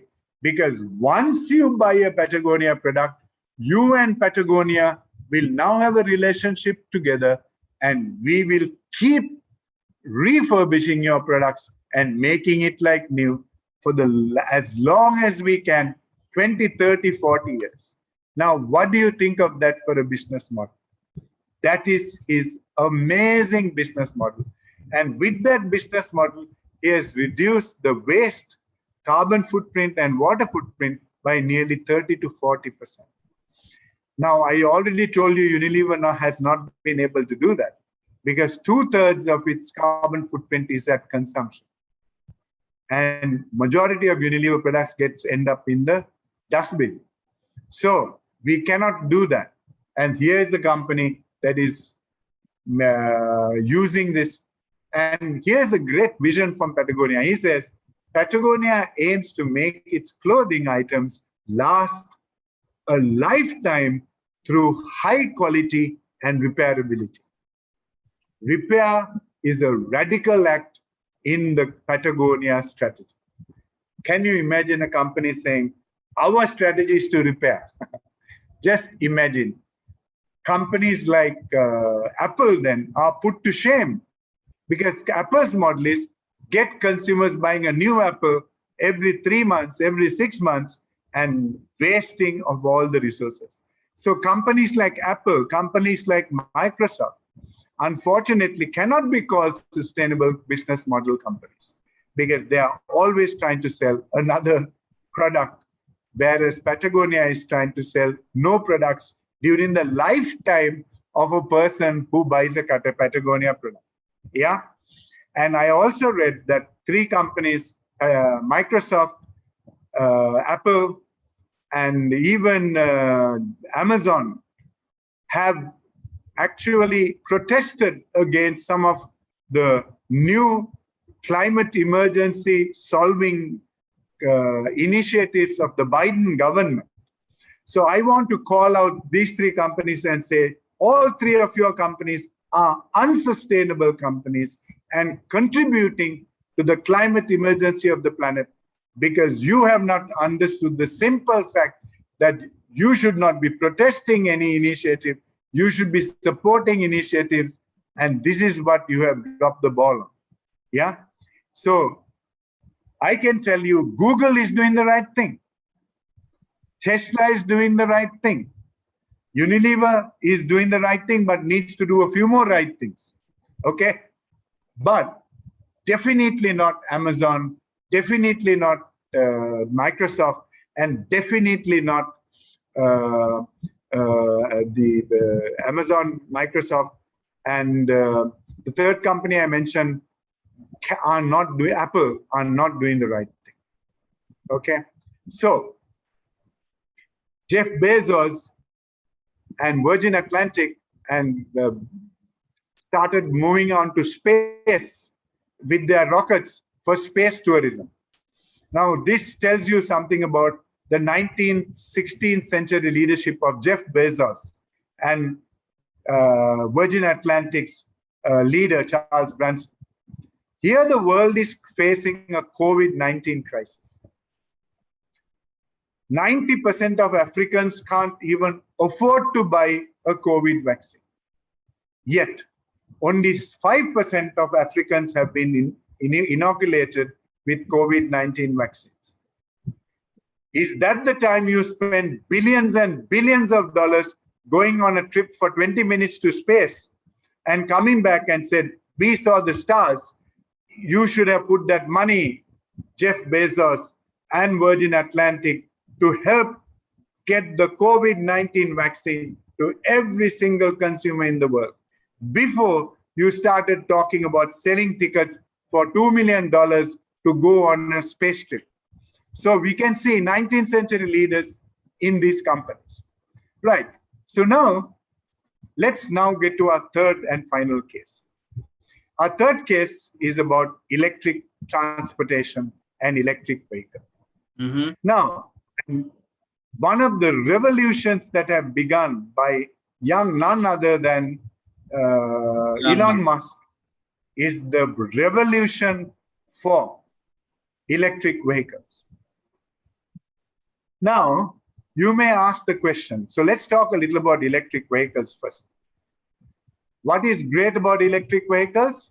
It does not use even one drop of polluting fossil fuels. So what is the problem the planet is facing? How do we have a climate emergency and a code red for humanity? Because we burn fossil fuels. So if you can make a car without using fossil fuels, you have solved a massive problem in the world, right? So a car without using one drop of fossil fuels. Electric vehicles are run on basically batteries, which are basically a solution to the fossil fuel problem. Now, is Tesla the world's first electric car? What do you think? Do you think Tesla is the world's first electric car? I don't think so. Absolutely right. In fact, going back to the 18th century, the first electric car was made then. 18th century, they had electric cars. Then General Motors actually started, the General Motors scientists and technology experts and research and development team developed the world's first electric car called EV1 about 20 years ago. 20 years ago, they developed a prototype of a car called EV1, Electric Vehicle 1. What happened? What happened is that the board of directors of General Motors had 6 people from the oil industry, and they said, if we go and make EV1, our oil sales will come down. Even though all of them knew that oil and petroleum is the cause of the world's biggest problems. So what did they do? They put profit before planet. They put profit before humanity. And they killed the electric car number 1 in General Motors and said, kill this project. Kill this project. And General Motors, if you know, nearly became closed down because its businesses were so badly done. And President Obama was able to give them a lifeline. And today, because of that lifeline, General Motors is existing. A company that could have been the first company to drive electric vehicles in the world now became the 10th or 20th company to think about it. Because of what? Because it had 16th, 17th, 18th century leaders on its board, because it had a 16th, 17th, 18th century leader as CEO, and because it had 16th, 17th, 18th century leaders in its management team and its leadership team. Can you see one wrong leader, like one wrong leader ruined America and Brazil due to its bad leadership, because they ignored 21st century issues like Trump and Bolsonaro. One wrong leader in business can do the same. Okay, so now came Elon Musk, and 10 years ago he started Tesla, and today Tesla is the most high valued and highest market cap company on the planet. Elon Musk today is among the top 3 richest men in the planet. The reason I'm saying this is not because I want to boast about his riches, but if you have a 21st century mindset, if you have a 21st century board leadership model mindset, if you have a triple bottom line mindset, if you respect science, and if you have those 4 criteria, you can do good and do well at the same time. He has become the richest man by doing the right thing. He didn't become the richest man by doing the wrong things. He became the richest man by doing the right thing. And anyone listening to this lecture today, please understand, the best way to become rich is not to become rich in the short term, but to become rich in the long term by doing the right thing today that will impact the planet correctly in the long and medium term. So Tesla today is led by a 21st century leader who understood these simple 4 elements of the 21st century. Now, let's talk a little about the automobile and transportation sector of the world, because this is responsible for nearly 15% of the world's emissions. So when you get into a car, when you get into a plane, when you get into a truck, when you get into a ship, when you get into anything that is using fossil fuels, you are now contributing to a global calamity in terms of warming the planet by burning fossil fuels in it. Okay? So let's look at the change in emissions. So the first biggest cause of emissions, I told you, carbon emissions and carbon dioxide and greenhouse gases, I said is the power industry. So if you have power supply coming from coal, coming from petroleum power plants, that is the #1 cause of the metric tons of carbon dioxide in the planet. Second one is, can you guess? It is SUVs, special utility vehicles, which our ministers are driving in, our leaders are driving in, which are powered by diesel and petroleum. And these are doing 3 to 4 kilometers per 1 liter of petroleum and are the second biggest cause of emissions on the planet from transportation. So I can tell you, I used to drive a SUV myself. And when I was running businesses in the Middle East, I had a brand new Montero. And when I came to Sri Lanka, and in all the countries I worked, in Vietnam, I had a brand new SUV. In Thailand, I had a Land Rover SUV, all driven by diesel. In Sri Lanka, until I became serious about being a 21st century leader, in my companies, I had an SUV and a car in most of the companies as the CEO. Now I can tell you I'm ashamed of that. I'm ashamed of what I was doing as a 19th, 18th century leader, because I contributed single-handedly to the problem. But I'm happy to say, from the time I started my studies at Cambridge, which was in 2005, and now it's 16 years, I have not ever driven an SUV after that. And I have sold all the SUVs and told companies, if you want to give me an SUV, it has to be an electric SUV or a hybrid SUV. I'm not driving a petrol or diesel SUV. So SUVs is the second biggest contributor to the climate emergency. I don't think anyone understands this. Now, do you know why I say majority of our national leaders in the world are ignorant about the climate emergency? Because if they were educated about the science, they will not be buying new SUVs and running around in SUVs, because they will understand SUVs are part of the problem. They are not part of the solution. And even now I read how they are trying to import more SUVs for national leaders. And this to me is a shame on the national leaders of any country. So I'm going to tell all the people listening to me today, if you are a national leader and you are currently driving or have a SUV for your transportation, which is powered by diesel or petroleum, get rid of it immediately if you want to be a 21st century leader. If you want to remain a 19th century, 18th century leader, continue driving your SUV. Now I'm going to talk to all the business leaders who are listening to this course. If you are a CEO or you are a board member and you have a SUV powered by diesel or petroleum, you should be ashamed of it and you should be getting rid of it today, not tomorrow, and investing in an electric SUV or a hybrid vehicle.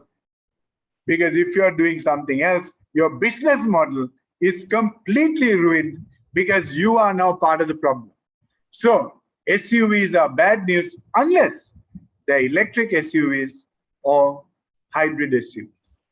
Now, the next category that contributes to the economic destruction are heavy industries. So when we have the fossil fuel industry is a heavy industry and contributing to massive damage to the planet. So the heavy industries of the world are the third biggest contributor after power and SUVs. The fourth biggest contributor are trucks. You and I see trucks all over the planet. 99% of the trucks are powered by what? Diesel.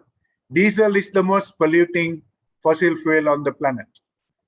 Now, we are happy to see all these trucks taking this item, that item away on the roads in the world. Massive container trucks in America. These are all powered by diesel. Now, any company, any business whose vehicle fleet is powered by diesel or petroleum is a 19th century company who have ignored the science and who have ignored the climate emergency. So get rid of those things. If you are serious about the climate emergency, don't talk about how you are saving the planet by doing little bits of eyewash, greenwash. Get rid of your fleet, have a new fleet.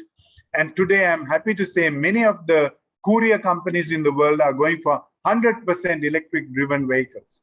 And I'm proud to say that they have understood this simple reality. So what is the fifth cause of the economic model getting ruined? Aviation.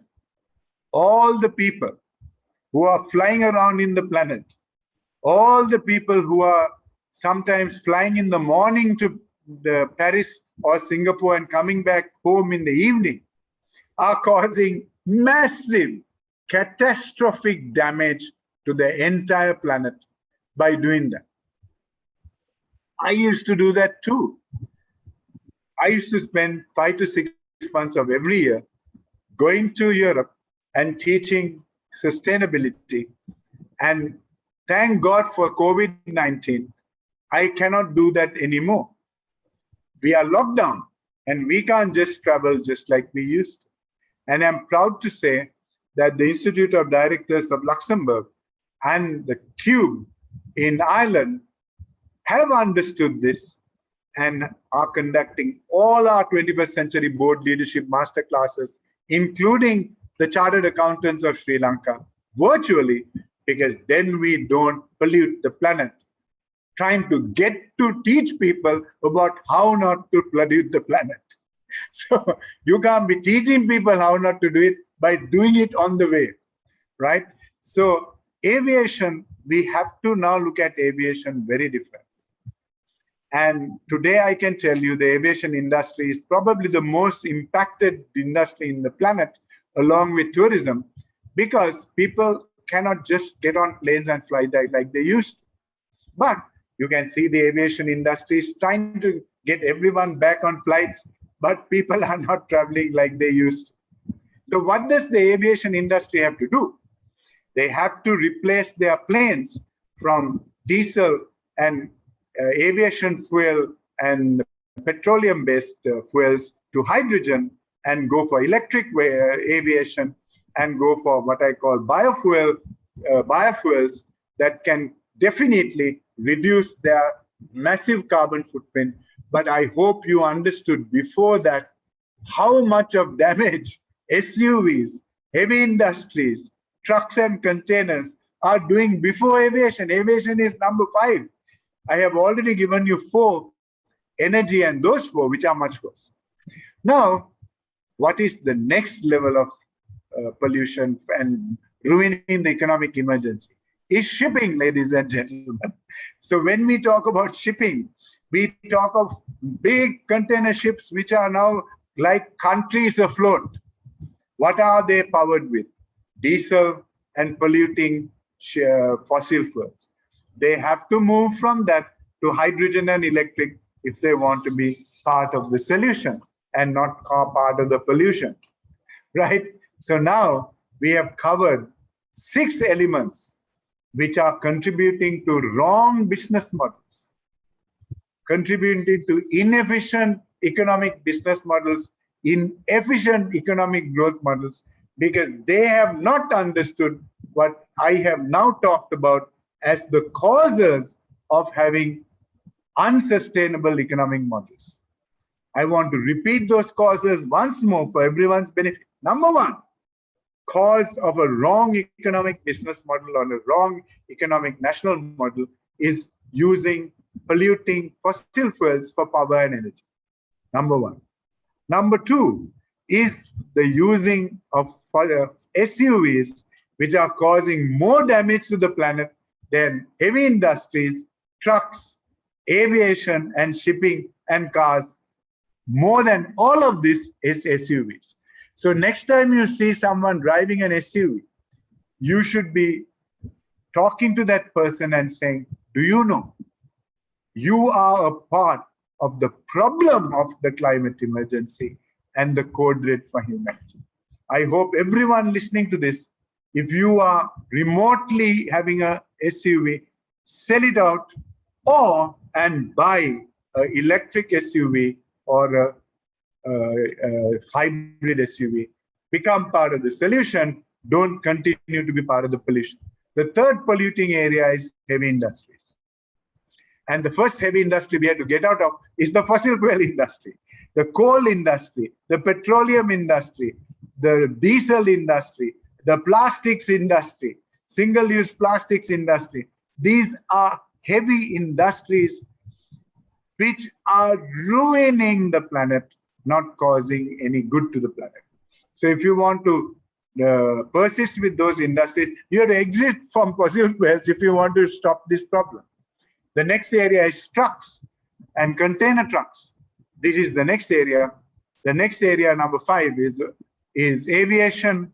We have to stop flying around the world and use flying only on an emergency basis. So if there's a patient who needs treatment, and the only way you can get that treatment is by moving to another country, then fly for heaven's sake. Save your life, but not if you want to do holidays and if you want to do meetings. The world has seen all the meetings and education that you want can be done virtually without traveling 5 minutes. Can you see how the world has got educated through COVID? Now, I always say COVID-19 was nature's wake-up call to businesses to not waste and pollute the planet. COVID-19 did that to a lot of businesses, and now businesses are saying, don't even come to office. Why do you want to come to office? Work from home. Unilever has said they will work from home 4 days, 3 days a week. Some companies have said we will only work from home from now. Isn't that a revolution that has started simply because nature woke up and woke up all the leaders of the planet and said, you don't have to travel everywhere. You can do it from your home. So make your home your office, make your home the way that you manage things in the future. And this is an amazing discovery. Shipping. Now, shipping accounts for 80% of the world's economic assets being moved around the world. 80% is coming from shipping. Now, I have told shipping is 1, 2, 3, 4, 5, 6th polluting problem.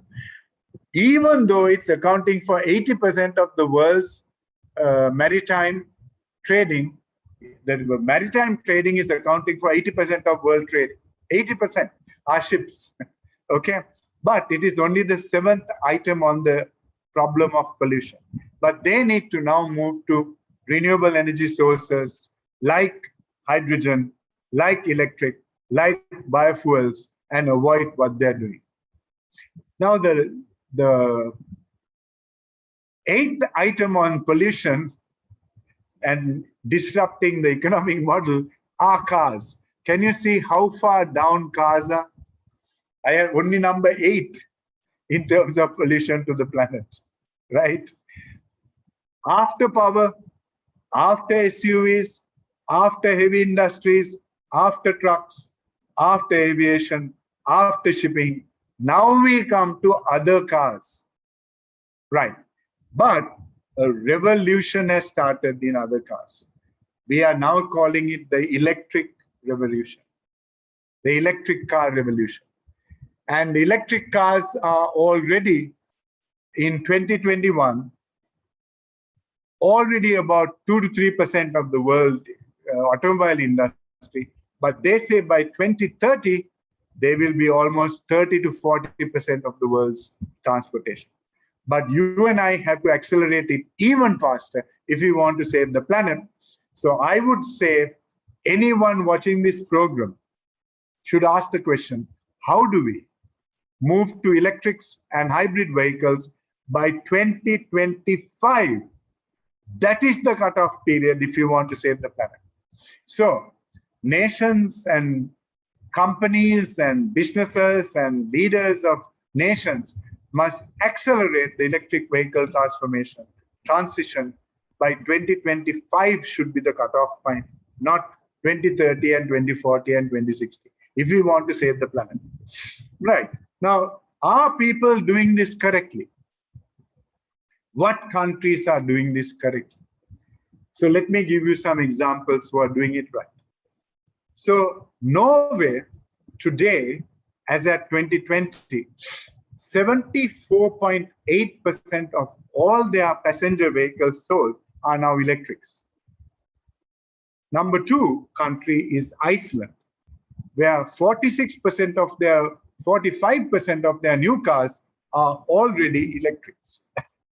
Sweden, 32%, Netherlands, 25%, Finland, 18%, Denmark, 16%, Switzerland, 14%, Portugal, 13.5%, Germany, 13.5%, Luxembourg, 11%, France, 11%, Belgium, 10%, United Kingdom, 10%, Austria, 9.5%, Ireland, 7.4%, China, 6.2%. Now, I have given you the nations which are doing the right thing, at least are trying to go to electrics, but all the countries who are below, I would say 45%, are too bloody slow. They have to start doing this much faster, right? And United States of America, 2.3%. That means 98% of car sales are yet fossil fuel cars. Can you see how backward a country America is? Can you see that a majority of Americans driving these four-wheel drives, SUVs, and these we call it the various SUV type vehicles are actually living on another planet because they have not understood they are contributing to the damage of the planet. No wonder they ended up with a leader like Donald Trump, who doesn't even understand why they have to give up coal power and why they have to give up fossil fuels. Because sadly, I can tell you that a good percentage of Americans have no clue about 21st century thinking and what is needed In fact, I would say, go to the extent of saying a good 30% of people who support Donald Trump are people who are ignorant about the climate emergency and who have not understood that they have to give up these matters and not move forward with these matters. Right. Now, let's look at the world of electric vehicles and a company who is changing the game. So this is our last session. The company who is changing the game for electric vehicles is none other than Elon Musk and Tesla. So Elon Musk, every company he has, whether it is SpaceX, whether it is Solar City, whether it is gigafactories, whether it is Tesla cars, are all solutions to the climate emergency, all solutions to the code red for humanity. So the first lesson I want to give everyone as we discuss Tesla is, if your company wants to have a business in the future, if your company is led by a 21st century leader, if your board has 21st century leaders at the top, if your company wants to be part of the solution to the problem of climate emergency and a solution to the code red of humanity, select businesses that are 21st century businesses which are solving the challenges, not contributing to the problems of the world. First lesson learned from understanding Tesla. So what do we know about Tesla? The first thing we want to know about Tesla is Tesla was founded on 1st of July 2003 in California, San Carlos, California. Now, let me tell you something about Tesla. Tesla was not founded by Elon Musk. Elon Musk bought Tesla. But Elon Musk saw the future potential of Tesla, and that is his genius. That is his brilliance. And once he got into Tesla and bought Tesla, he turned Tesla into an engine for sustainable innovation and growth in the world. So today, Tesla is a company that has 3 gigafactories. What do we mean by gigafactories? A gigafactory is a factory that can produce 500,000 cars in one place, 500,000 cars. All the other factories in the world are under 20 to 30,000 cars in a factory. At max, they will produce 100,000 vehicles. Tesla has four gigafactories in the world, and the 4 biggest factories on the planet are all Tesla factories. What is the kind of vision someone must have to create the world's biggest factories and create solutions to the world's problems? This is the first great thing about gigafactories. So where do they have their gigafactories? The first gigafactory they have is in Nevada, USA. The second gigafactory they put up was in Shanghai, China. And that factory is coming on stream this month, and they have already started selling Tesla in China this year. Isn't that just amazing? The third biggest gigafactory is going to start operations in 1 month's time, is in Berlin, West Germany. And the fourth biggest gigafactory is now being constructed, and they are going to start it in India. Look at his strategy. He has set up gigafactories in Berlin for Europe, Nevada for USA and North America and South America, Shanghai for Asia, for East Asia, and he's going to launch the new factory in India for South Asia. 4 gigafactories will be in operation by 2022, 2023, and these are all making 500,000 electric vehicles per annum, and also the Tesla amazing electric batteries for the cars, and making the Powerwall battery for the company, for the households. Because Powerwall is his solution to retain the energy we take from the sun through solar to store it and use it for a month. Powerwall is his strategy too. So what are the big brands these companies have? Tesla is their #1 brand. SpaceX is their #2 brand. Powerwall is their #3 brand. Gigafactory is their #4 brand. Solar City is their #5 brand. What is common about all these brands? These are all brands solving the climate emergency, not contributing to the climate emergency.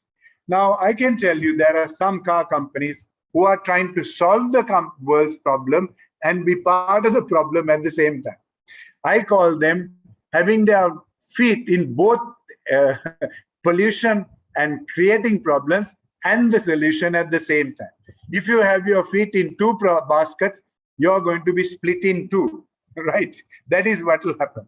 So when you talk about companies like BMW, like Mercedes-Benz, even companies like Toyota, even companies like General Motors, 90% of their business is all in polluting fossil fuel vehicles. Only 1 to 10% is in the real future of the world.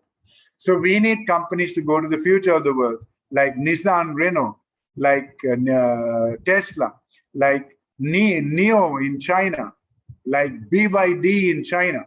We want companies who are 100% in renewable energy solutions, not having 3/4 of their feet in the pollution. So electric car vehicles are doing brilliantly in the world today. So Elon Musk says, stop being patient and start asking yourself, how do I accomplish my 10-year plan in 6 months? How do I accomplish my 10-year plan in 6 months? So that is a lesson for all these 19th century leaders who are running nations and running businesses who say, we'll solve the climate emergency in 2040, 2050. They are saying, if you have a 10-year plan, achieve it in 6 months. Then he says, you'll probably fail, but you'll be a lot further having gone along than the person who simply accepted it was going to take 10 years. Isn't that an amazing quotation from a visionary 21st century leader? If you have a 10-year plan, achieve it in 6 months. So how do I translate this amazing quotation to today's situation?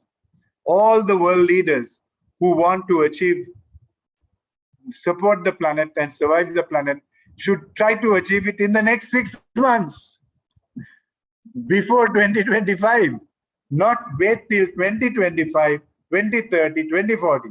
That is to me the lesson I learned from reading that quotation. So what do we know about Tesla? Its entire business is now absorbing Tesla solar from the sun, creating energy storage with the famous batteries.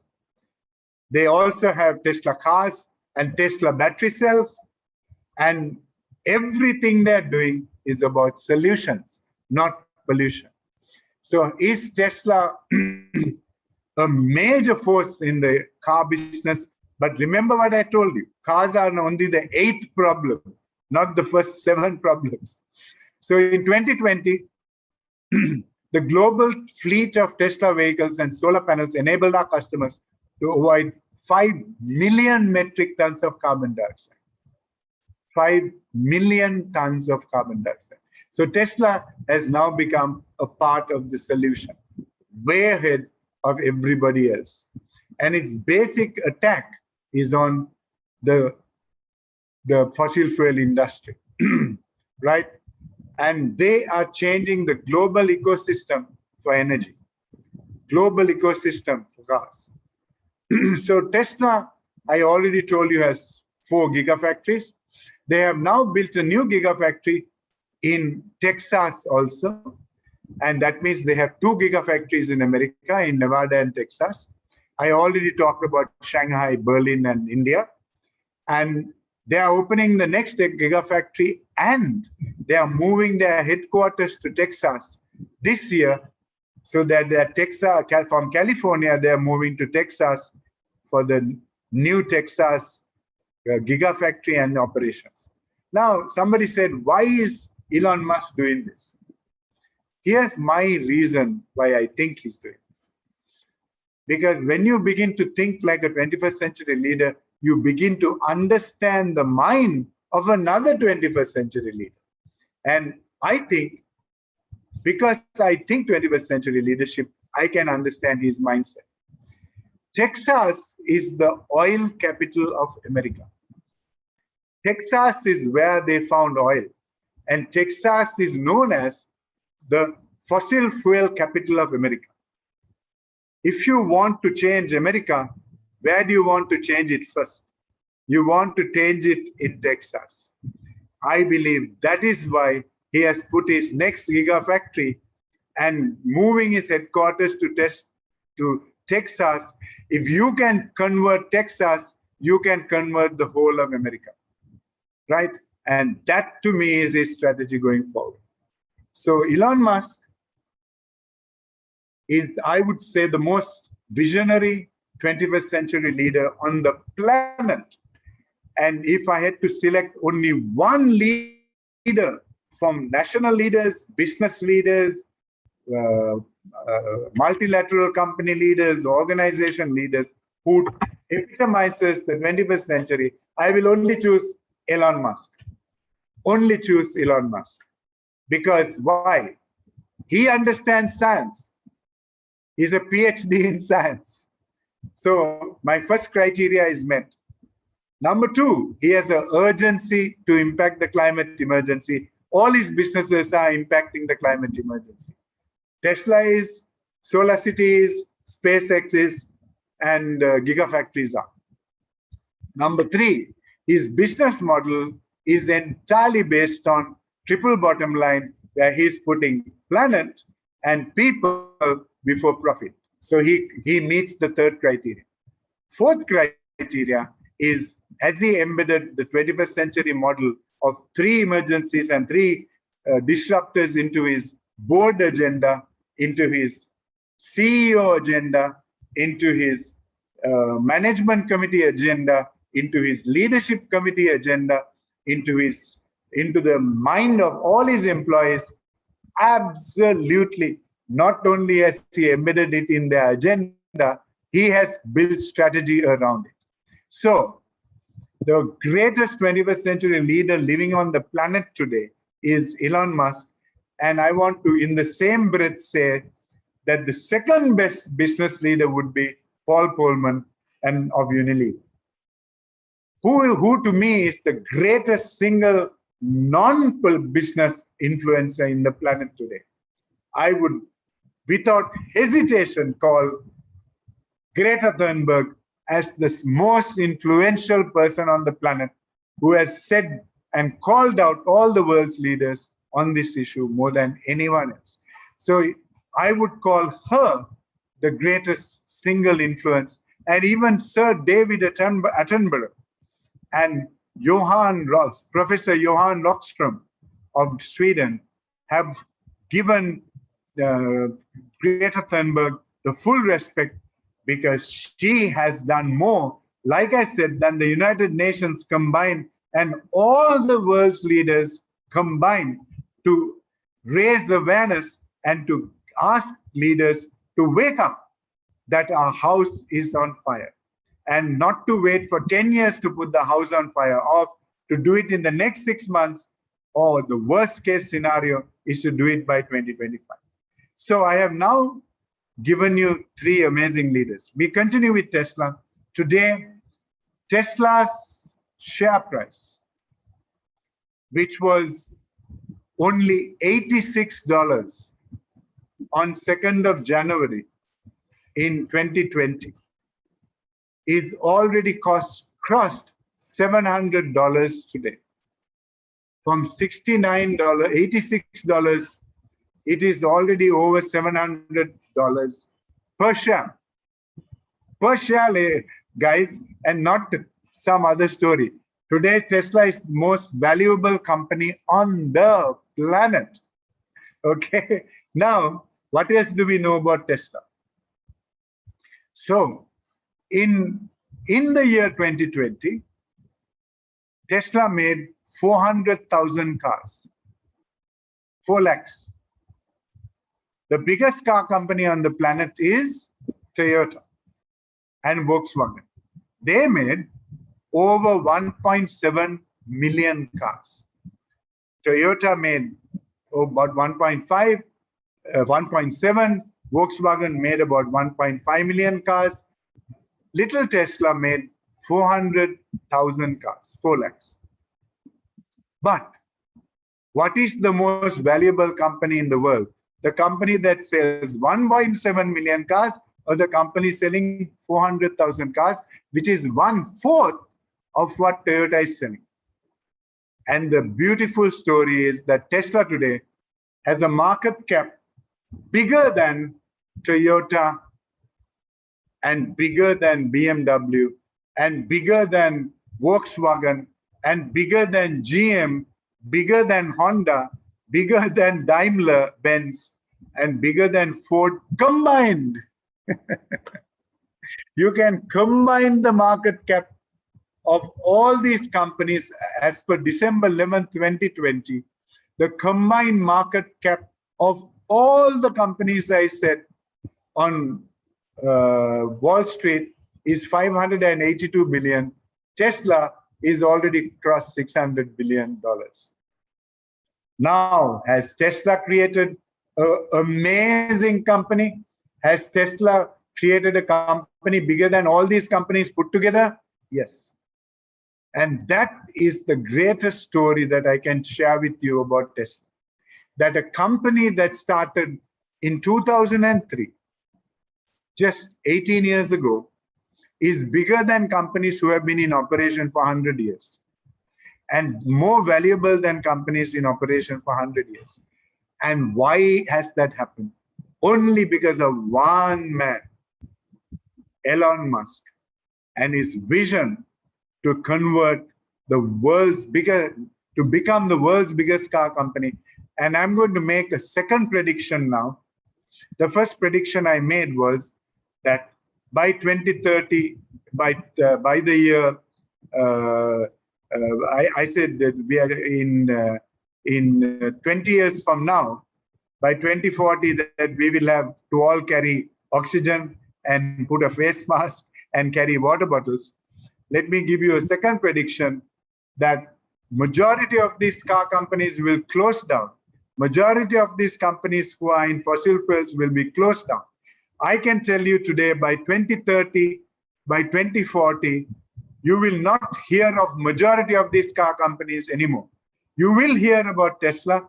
You might hear about Toyota. You might hear about BMW. You might hear about BYD. But majority of these other car companies would have closed down because they are too linked to the fossil fuel industry. All the oil companies, ExxonMobil, Shell, BP, Saudi Aramco, Alpha Aquitaine, by 2030, 2040, they will be all closed down. And Koch Brothers and Adani Coal will all be closed down. That's my second prediction. Any company making anything with fossil fuels will be closed down. That includes plastics. So single-use plastic companies will also close down. So my prediction is, if anyone wants to invest in the future generations of this world should be investing in a company like Tesla and not in any company that is polluting the planet. And hydrogen, I think, will become a major source of energy in the future, especially in the shipping industry and in the airline industry in the future. So I have finished talking to you about the economic emergency. And in summary, I have talked about economic emergency is impacted by the climate and social emergency. I told you that exiting fossil fuels is the #1 urgent action anybody should do and should do it by 2025. I have said the business model or a national growth model must have 5 UN SDGs. And I talked about goal number 7 to move into renewable energy 100%, to goal number 12, accelerating sustainable consumption, and to make sure that the entire business is run with innovation and infrastructure model, and to look at goal number 15 and 6, which is to do with the life on land in terms of reforesting and water. So I have now covered the big elements, and the last element is to also tell you that any company doing any innovation should be only focused about sustainable innovation and sustainable consumption. The word innovation and creating blue ocean strategy for the sake of it, which is going to contribute to the pollution of the planet, is finished. That kind of innovation is a disaster. So they should have cost engineering, integrated approach to clean resources and renewable resources. They should have a zero carbon footprint.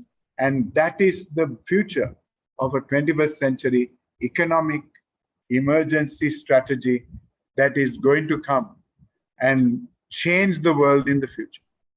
So I hope you have now understood, everyone, that the world needs 21st century leaders to drive the world's business models and growth models to be addressing the economic emergency by addressing the climatic emergency first, by exiting fossil fuels, and by addressing the core threat for humanity, by putting people and planet before profit. That is the economic emergency solution. A business model, a national growth model that focuses on putting people and planet before profits and exiting polluting fossil fuels, coal, petroleum, natural gas, and diesel should have no mention by 2030, 2040. If anyone is yet living in the 18th century, 16th century, they will yet be using coal power and using fossil fuels in 2030, 2040. By 2025, we should have exited all of this. Do you have any questions for me? Great, Dr. Fernando. So thank you very much for giving a clear explanation and explaining everything to us. So thank you everybody for listening, and we'll see you all soon on our 4th episode, which is called New Technology Disruption. Thank you, everybody. Thank you for listening.